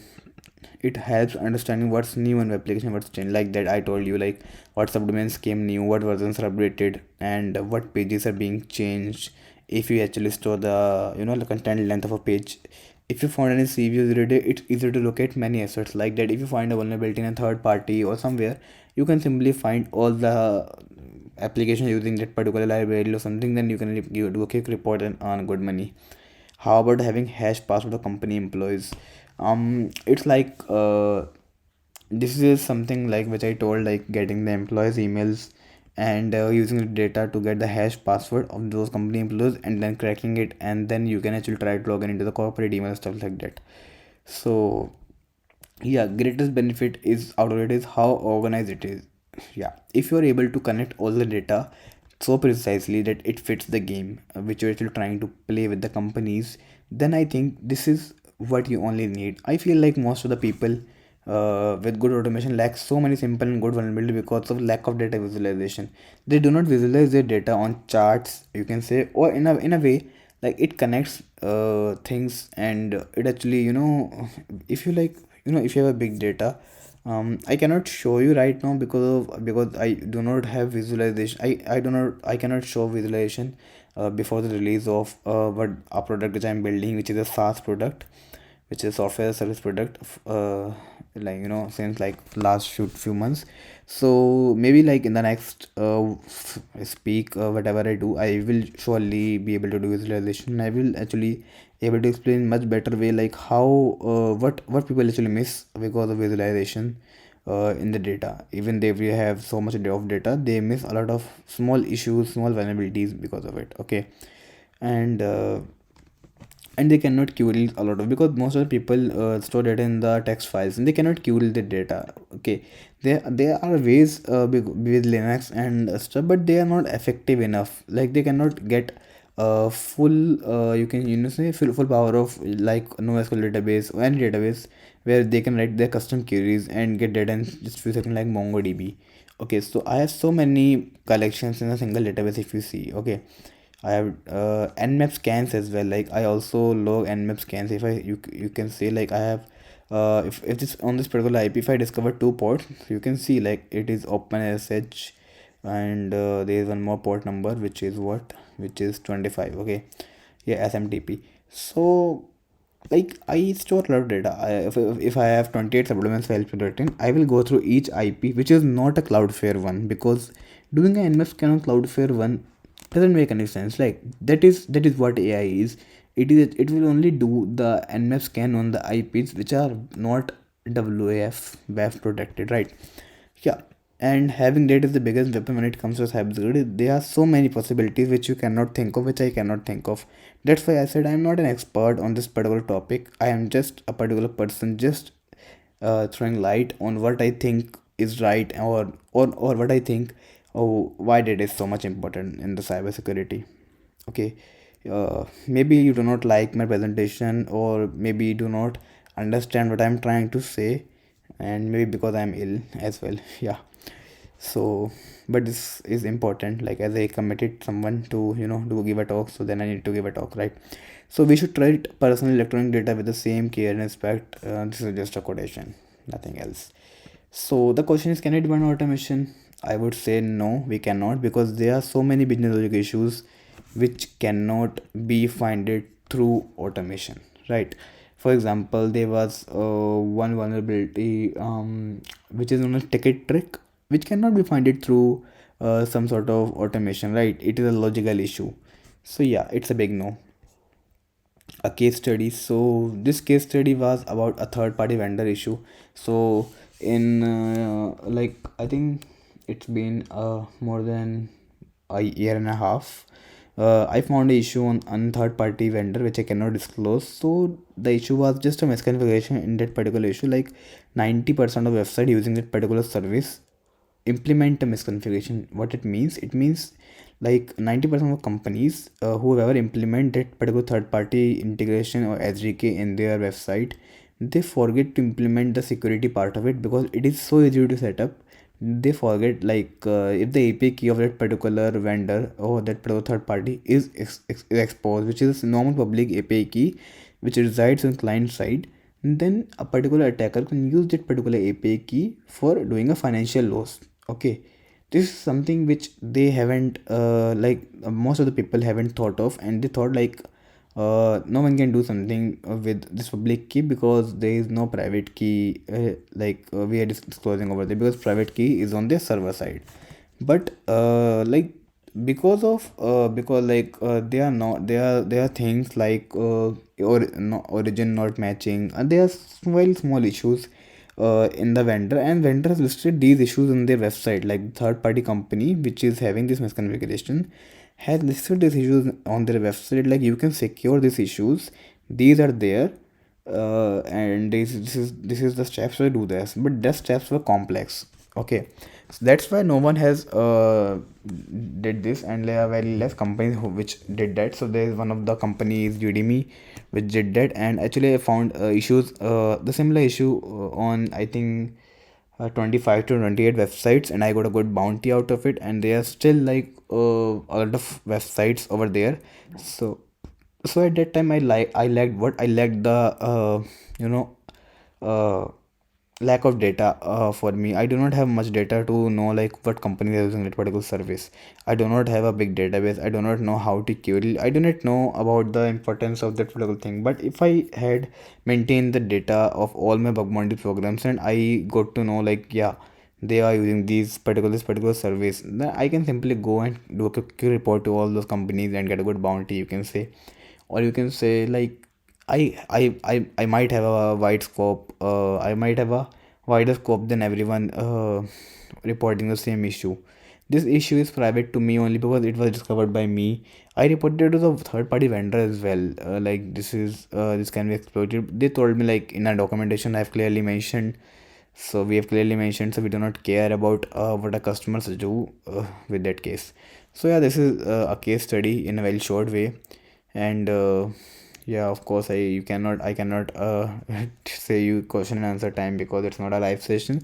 But for sure you can ping me on my social media handles on these, and these are social media handles: Facebook, Instagram, Twitter, and I'm available on all these handles. And soon I'm going to launch this API publicly with a good UI which I've already created, which of course I cannot show you right now. But for sure, like we'll release it, and it's a free one, like not totally free one, but there are many features which will be free for the next 6 months, or you can say a complete product which will be free for 3 to 6 months, maybe depending on the financial budget allocated to it.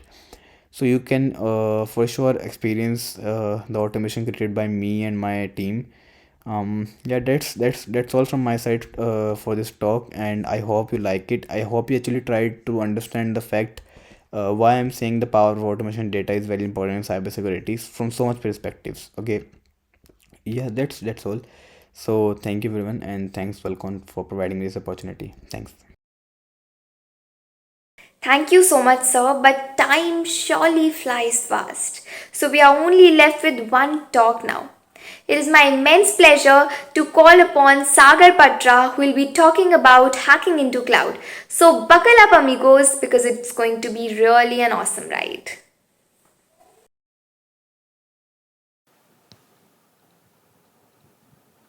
Hi everyone. Good morning, good afternoon, good evening with your respective time zone. First of all, I would like to thank you for coming to this session, and I would like to thank the entire team for having me into this session. I hope you will have a good session with me.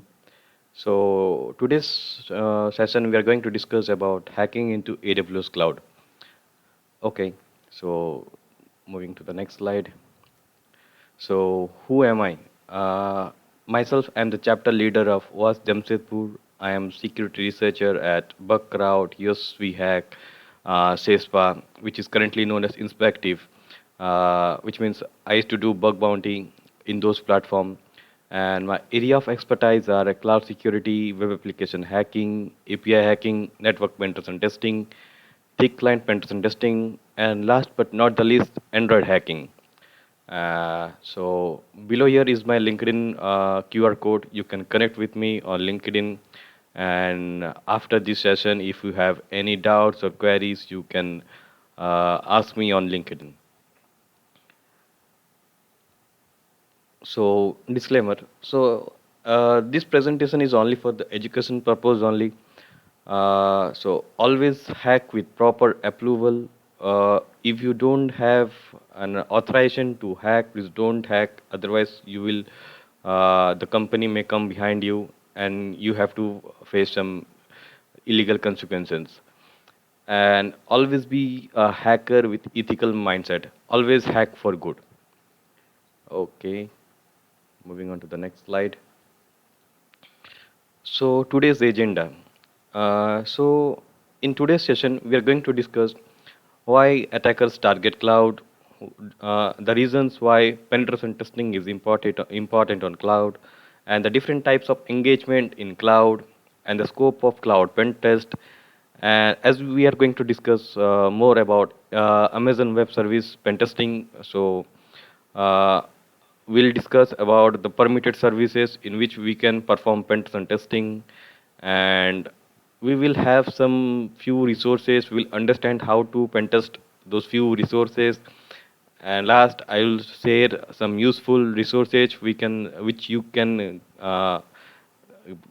use for doing this AWS pen testing.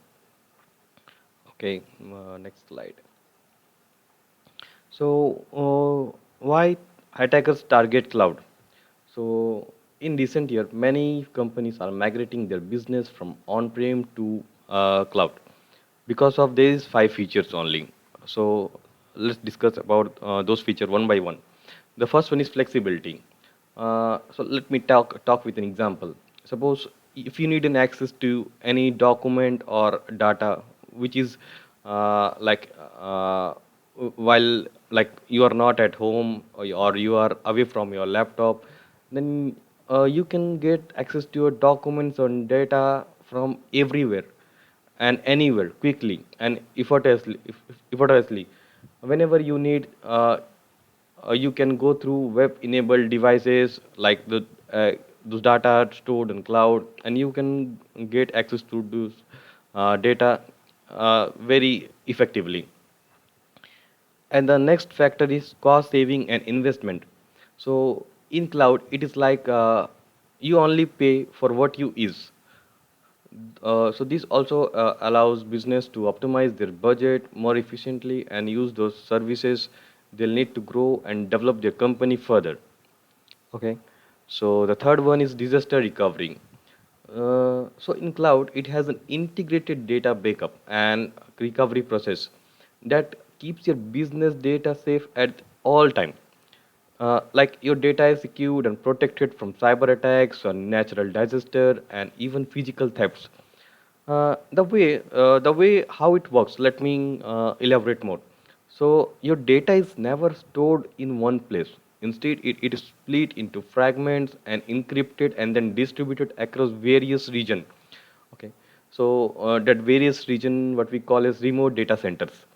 That why even if the cyber criminal if steal your data from one location, then it would be completely unusable, as because this data is like uh, encrypted, and you can get access to your data from the other data regions.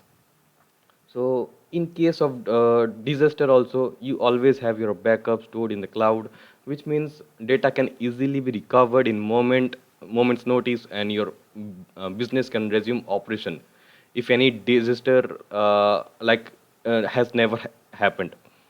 Okay. The fourth feature is scalability. So effective business scaling is a big factor these days. Companies that are able to scale up and scale down quickly can ensure a competitive advantage in the market. So, for example, suppose I'm taking a scenario of in college. So, if in college has a college website, so during the result day, okay, the college website suffers more traffic normally than the is usual days. So at that time, someone may have noticed that the college websites crash or it's become unresponsive because it cannot handle the traffic. So if the college website is deployed in cloud, then the feature comes to play this scalability. Suppose in the usual days when the college website has no traffic, then uh, it will manage the servers, and if it has more in the result day, if it have more traffic, then it will add up more servers so that the website never crashes or doesn't show unresponsive, and the students can get their result effectively without any loss or any delay. Okay, so this is all about scalability. And the other fifth factor is collaboration efficiency. So it allows better collaboration between employees, enabling multiple users to share and work on data and files at the same time. Okay, so these are the five major factors. Because of those only, the companies are migrating their on-prem to cloud. So here we go to the next slide. So reason why penetration test is important. So these are the few five reasons. Okay, though the first reason is meeting compliance. So there has been mandate in the payment card industry to follow PCI DSS regulation for an annual and ongoing penetration testing. Similarly, there are other compliance sake also. The cloud providers storing the data should have should be compliant. Okay, in order to store their data. The next is maintaining confidentiality, revenue, and goodwill. So, if a company fails to protect the confidentiality of a data, then it can result in legal consequences and loss of goodwill.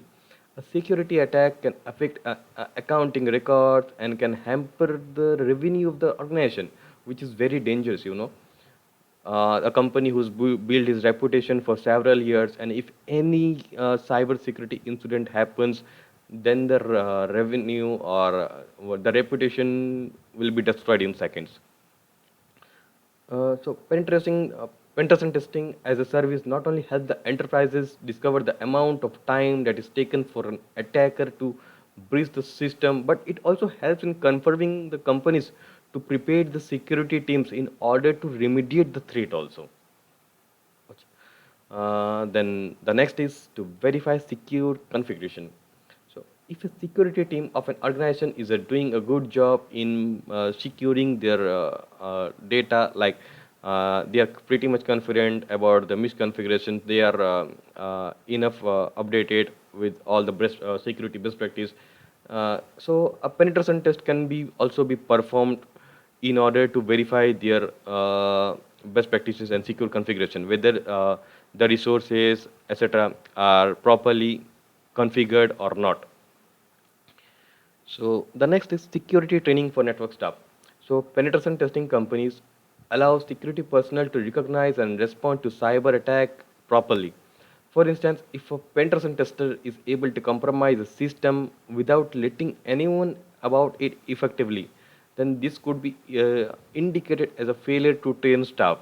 So it is mandatory to have a proper training to the network staff. So this penetration testing also provides those feature. Okay, and the last one is testing new technology implementation.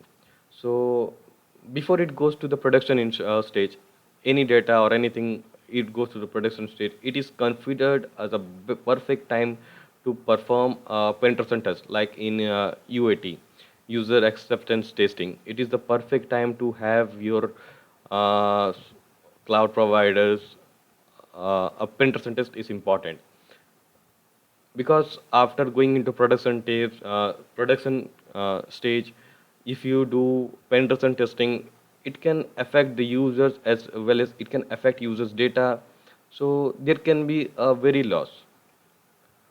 Okay, so next slide. Yeah, so the types of engagement in cloud pentest.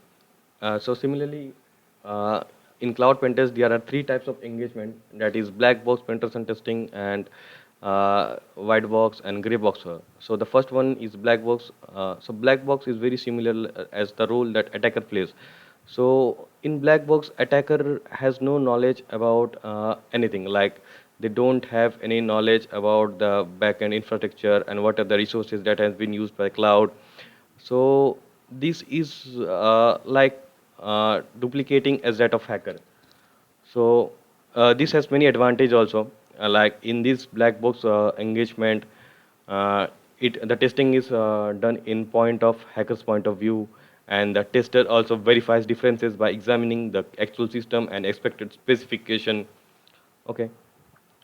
So the next is white box penetration testing.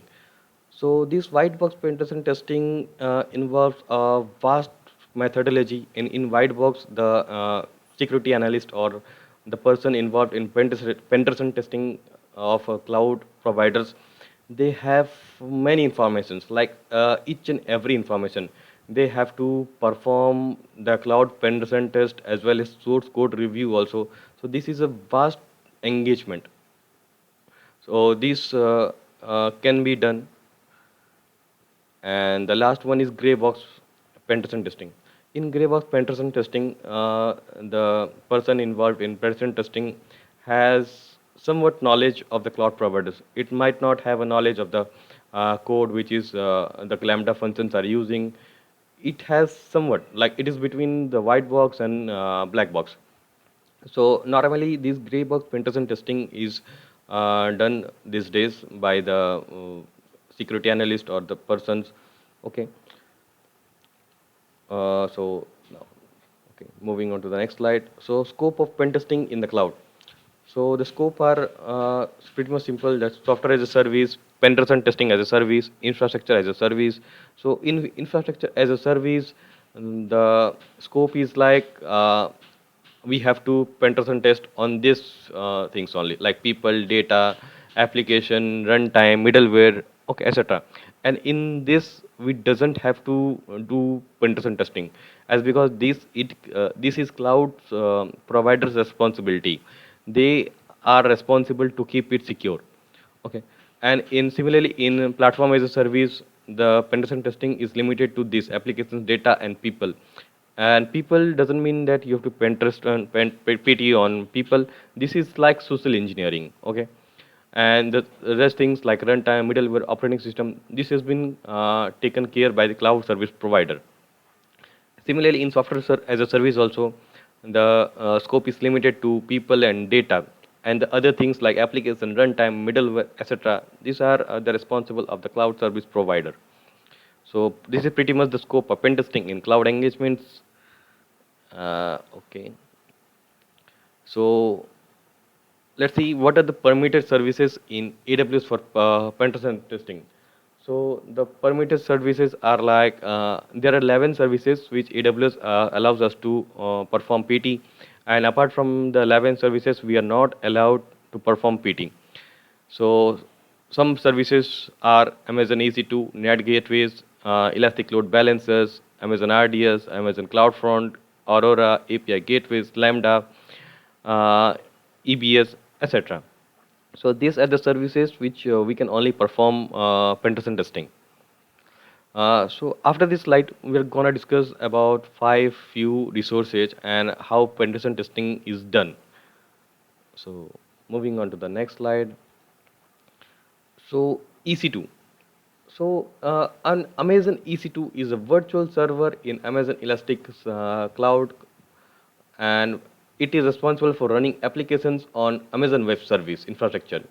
So AWS is a comprehensive evolving cloud computing platform, and EC2 is a service that enables business subscribers to run application program in a computing environment, and it can also ultimately serve as virtual machines. And Amazon provide various type of instances with different configuration, which is the best thing.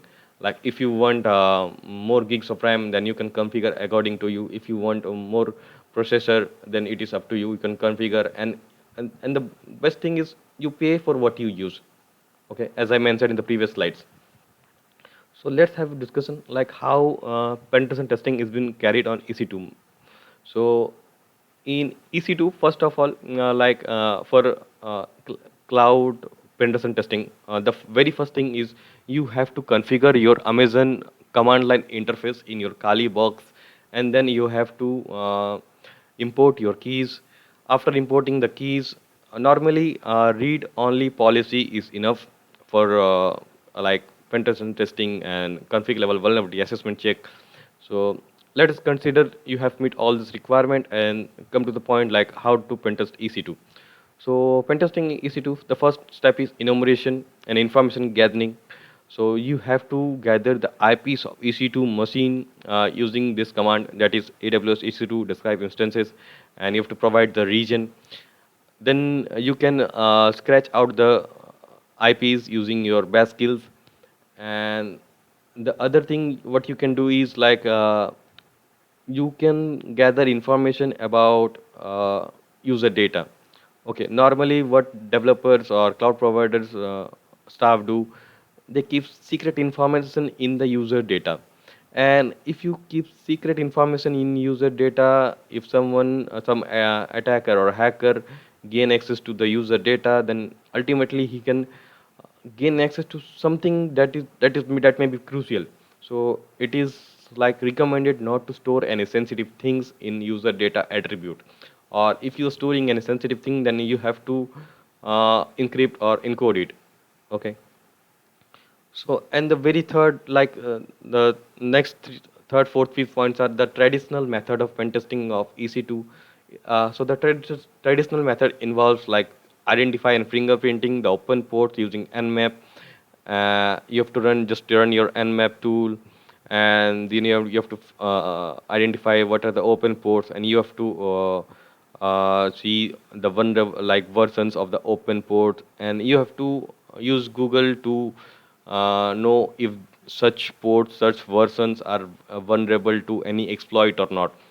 Okay, if they are vulnerable to any exploit, then you can search for the POC in Google and proceed further. And the very last step is automated scan, automated vulnerability assessment. So you can give the IP of your EC2 machines in scanner like Nexpose, Nessus, etc. scanners, and you can perform an automated vulnerability assessment. So this is how we pen test EC2 machines. So going next, S3 buckets. So S3 bucket, Amazon S3 bucket is a public cloud storage resource which is available in AWS, and Amazon S3 buckets, which are similar to file folders, it store objects which consist of data and is descriptive metadata. Okay, so let's discuss how PT is performed on S3 buckets. Normally, you all have known that data breach has happened on the cloud because of misconfiguration in S3 bucket. Normally, in S3 buckets, there are several misconfiguration due to which huge data breach can happen, and it has been happened in history also. So some of the checks are like S3 bucket having public read access. We have to verify that if the storage bucket has public read access, if the storage bucket has public write access. Maybe it does not have read access, but if it has write access, then it is also vulnerable. So the next is suppose an authenticated user of any cloud can read or write the storage bucket, and others are like subdomain takeover due to unclaimed Amazon S3 buckets. And the last is like if you have read permission to the storage bucket, then you have to go and check in the storage bucket like if any sensitive information are kept or not. If any sensitive information are kept, then they must be encrypted. It is crucial. Okay, so this is how pen testing on S3 bucket happens. And moving on to the next, which is AWS Lambda.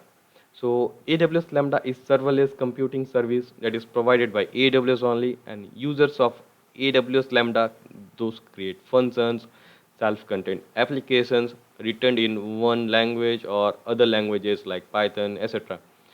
And they upload them to AWS after writing the code, they upload them to the AWS Lambda, and which executes those functions in efficient and flexible manner. The Lambda functions can perform any kind of computing task, from serving web page and processing streams of data to calling APIs and integrating with other AWS service. Okay, so let's discuss how PT is done. So in Lambda pen testing, we have to check for Lambda code injection. We have to manually go and read the code and see if vulnerable components of like vulnerable functions are involved, in which it can ultimately lead to RC or code injection vulnerability. And we have to by manual code review, we have to find any hard-coded credentials or hard-coded keys or something like crucial or sensitive stuff we have to find. Okay, so manual code review can be done. Suppose if there are more than 300 or 400 Lambda functions, then it might not be possible for manual code review for a person to do. So in those cases, you have to take help of any tools, and you have to perform static code analysis using tools like Bandit, SameGraph, etc. Okay, these tools helps to identify vulnerabilities in code. So this is how pen testing in Lambda is performed. So moving on to the last, not last, I guess. Yeah, this is identity access management. So in AWS identity access management, it is a service that offers secure access control mechanism to all your AWS service in some case resources. AWS IAM is the heart of AWS security because it empowers you to control access by creating users and group and assigning specific permission and policy to the specific user. So it is always recommended to give minimal permission, minimal level of access to whatever user roles, groups, or etc. Okay, so always do this, like provide minimal level of permission. Because of those only many security misconfigurations are there, and attacker can lead to privilege escalation also. So let's discuss the very step of pen testing IAM is the very first is enumeration. You have to enumerate all the like user role, user group.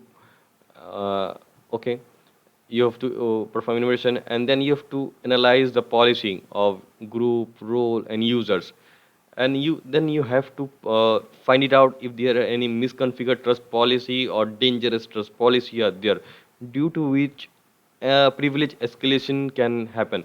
Suppose, let us take an example practically. Suppose while doing web application pen testing by SSRF, you might have find keys and access key, secret key of AWS account, and those keys belong to developer. Okay, but unfortunately the developer has some more permission. Okay, so due to this more permission, which can be called as dangerous permission or misconfigured permission, hacker can gain privilege escalation and can finally gain an admin permission. Hacker can escalate using the exposed developer access. So this is dangerous. So that's why always it is recommended to have minimal role, minimal policy assigned with user or group or whatever role. Okay. So coming to next, the next is RDS. I guess this is the last resources out of the 5. So in RDS, it is a web service that makes it easier to set up and operate and scale relational database in the cloud. It provides cost-efficient, resizable capacity in industry standard relational database and manages common database administration tasks. Relational database engine made by Amazon, which combines the speed and reliability of high-end commercial databases with simplicity and cost effectiveness of open source databases. Some databases are there like Amazon SQL, Amazon MySQL, Amazon PostgreSQL, etc. So let's have a look how penetration testing can be done on Amazon RDS. So the very first step of penetration is you have to enumerate and determine the type of database, like what database is there. It is MySQL or NoSQL or PostgreSQL, etc. You have to determine. Okay.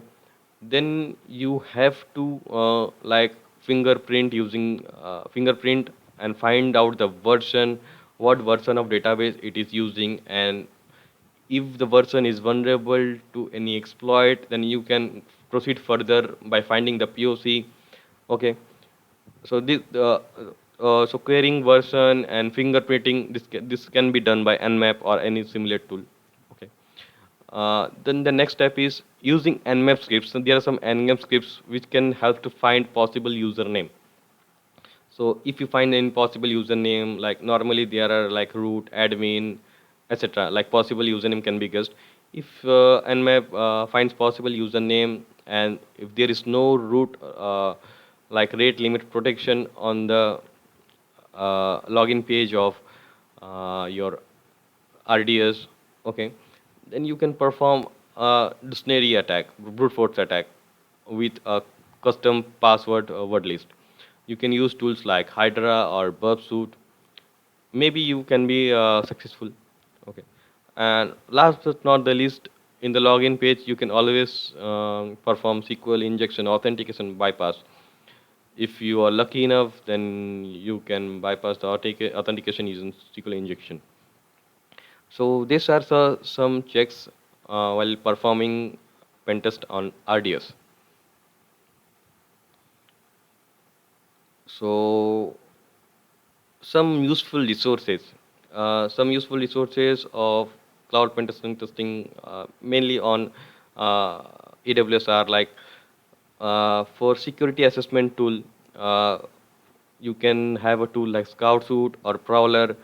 These are automated tools which perform misconfiguration checks of the cloud provider. And for attacking S3, there are a bunch of tools in the GitHub repository of AwesomeSec S3. And for attacking IAM, there is a tool like PMapper by NCC Group. It enumerates the IAM. This can be very quite useful for pen testing IAM also. And for discovering all the AWS resources in account, so this tool can help you, like AWS Inventory by NCC Group. Let's suppose take an example, like if you have gathered some keys of AWS, then you can perform enumeration to determine what are the resources in the AWS account. Then you can use this tool, AWS Inventory by NCC Group. And for static code analysis tool, there are some open source tool like Bandit, SameGraph. You can use this tool for static code analysis of Lambda functions. And for labs, there are a few labs like Cloud Code that is vulnerable by design AWS environment. There is Flaw 2, and this also last labs by Contra Security for AWS. You can have a hands-on on those labs. It can be pretty much helpful. I guess that's the end of our slide. Thank you, everyone. Thank you again for coming to our session. I hope you have enjoyed this session. Yeah. Thank you so much, sir, for your insightful words on hacking into cloud. Well, honestly telling, it's breaking my heart to bid a farewell, but not without showing our sincere appreciation to them who helped us to make this event a successful hit. First, thanking all the speakers who marked their presence in this event, gave amazing talks, and gave you all something to learn and research about. Hope you all learned a lot. If in case you missed something, don't worry, you can always watch it all over again on our YouTube channel. Next, moving on, thanking to our sponsors for contributing and supporting us. Thanks Offensive Security, Hack the Box, Buckroute, HackerOne, Yes We Hack, DigitalOcean, and Cyber Explorer. Next on the list are our CTF organizers who helped us a lot and also contributed for a better reach. Thanks a lot to Team Dark Army and Mr. Greb. Now the most important one, thanks to all our audience who came to Vulncon 2021 and make the event a hit. Thanks to my team too for organizing this flawless event. Now it's time to bid your farewell. So you can follow us, or if you have any queries, the details are mentioned in the description box. And don't forget to follow us on our social media platforms and do tag us if you share anything related to Worldcon 2021. Links are in the description box. Adios, sayonara, cheerio, goodbye, aloha, alvida. I'm your host, signing off until next time.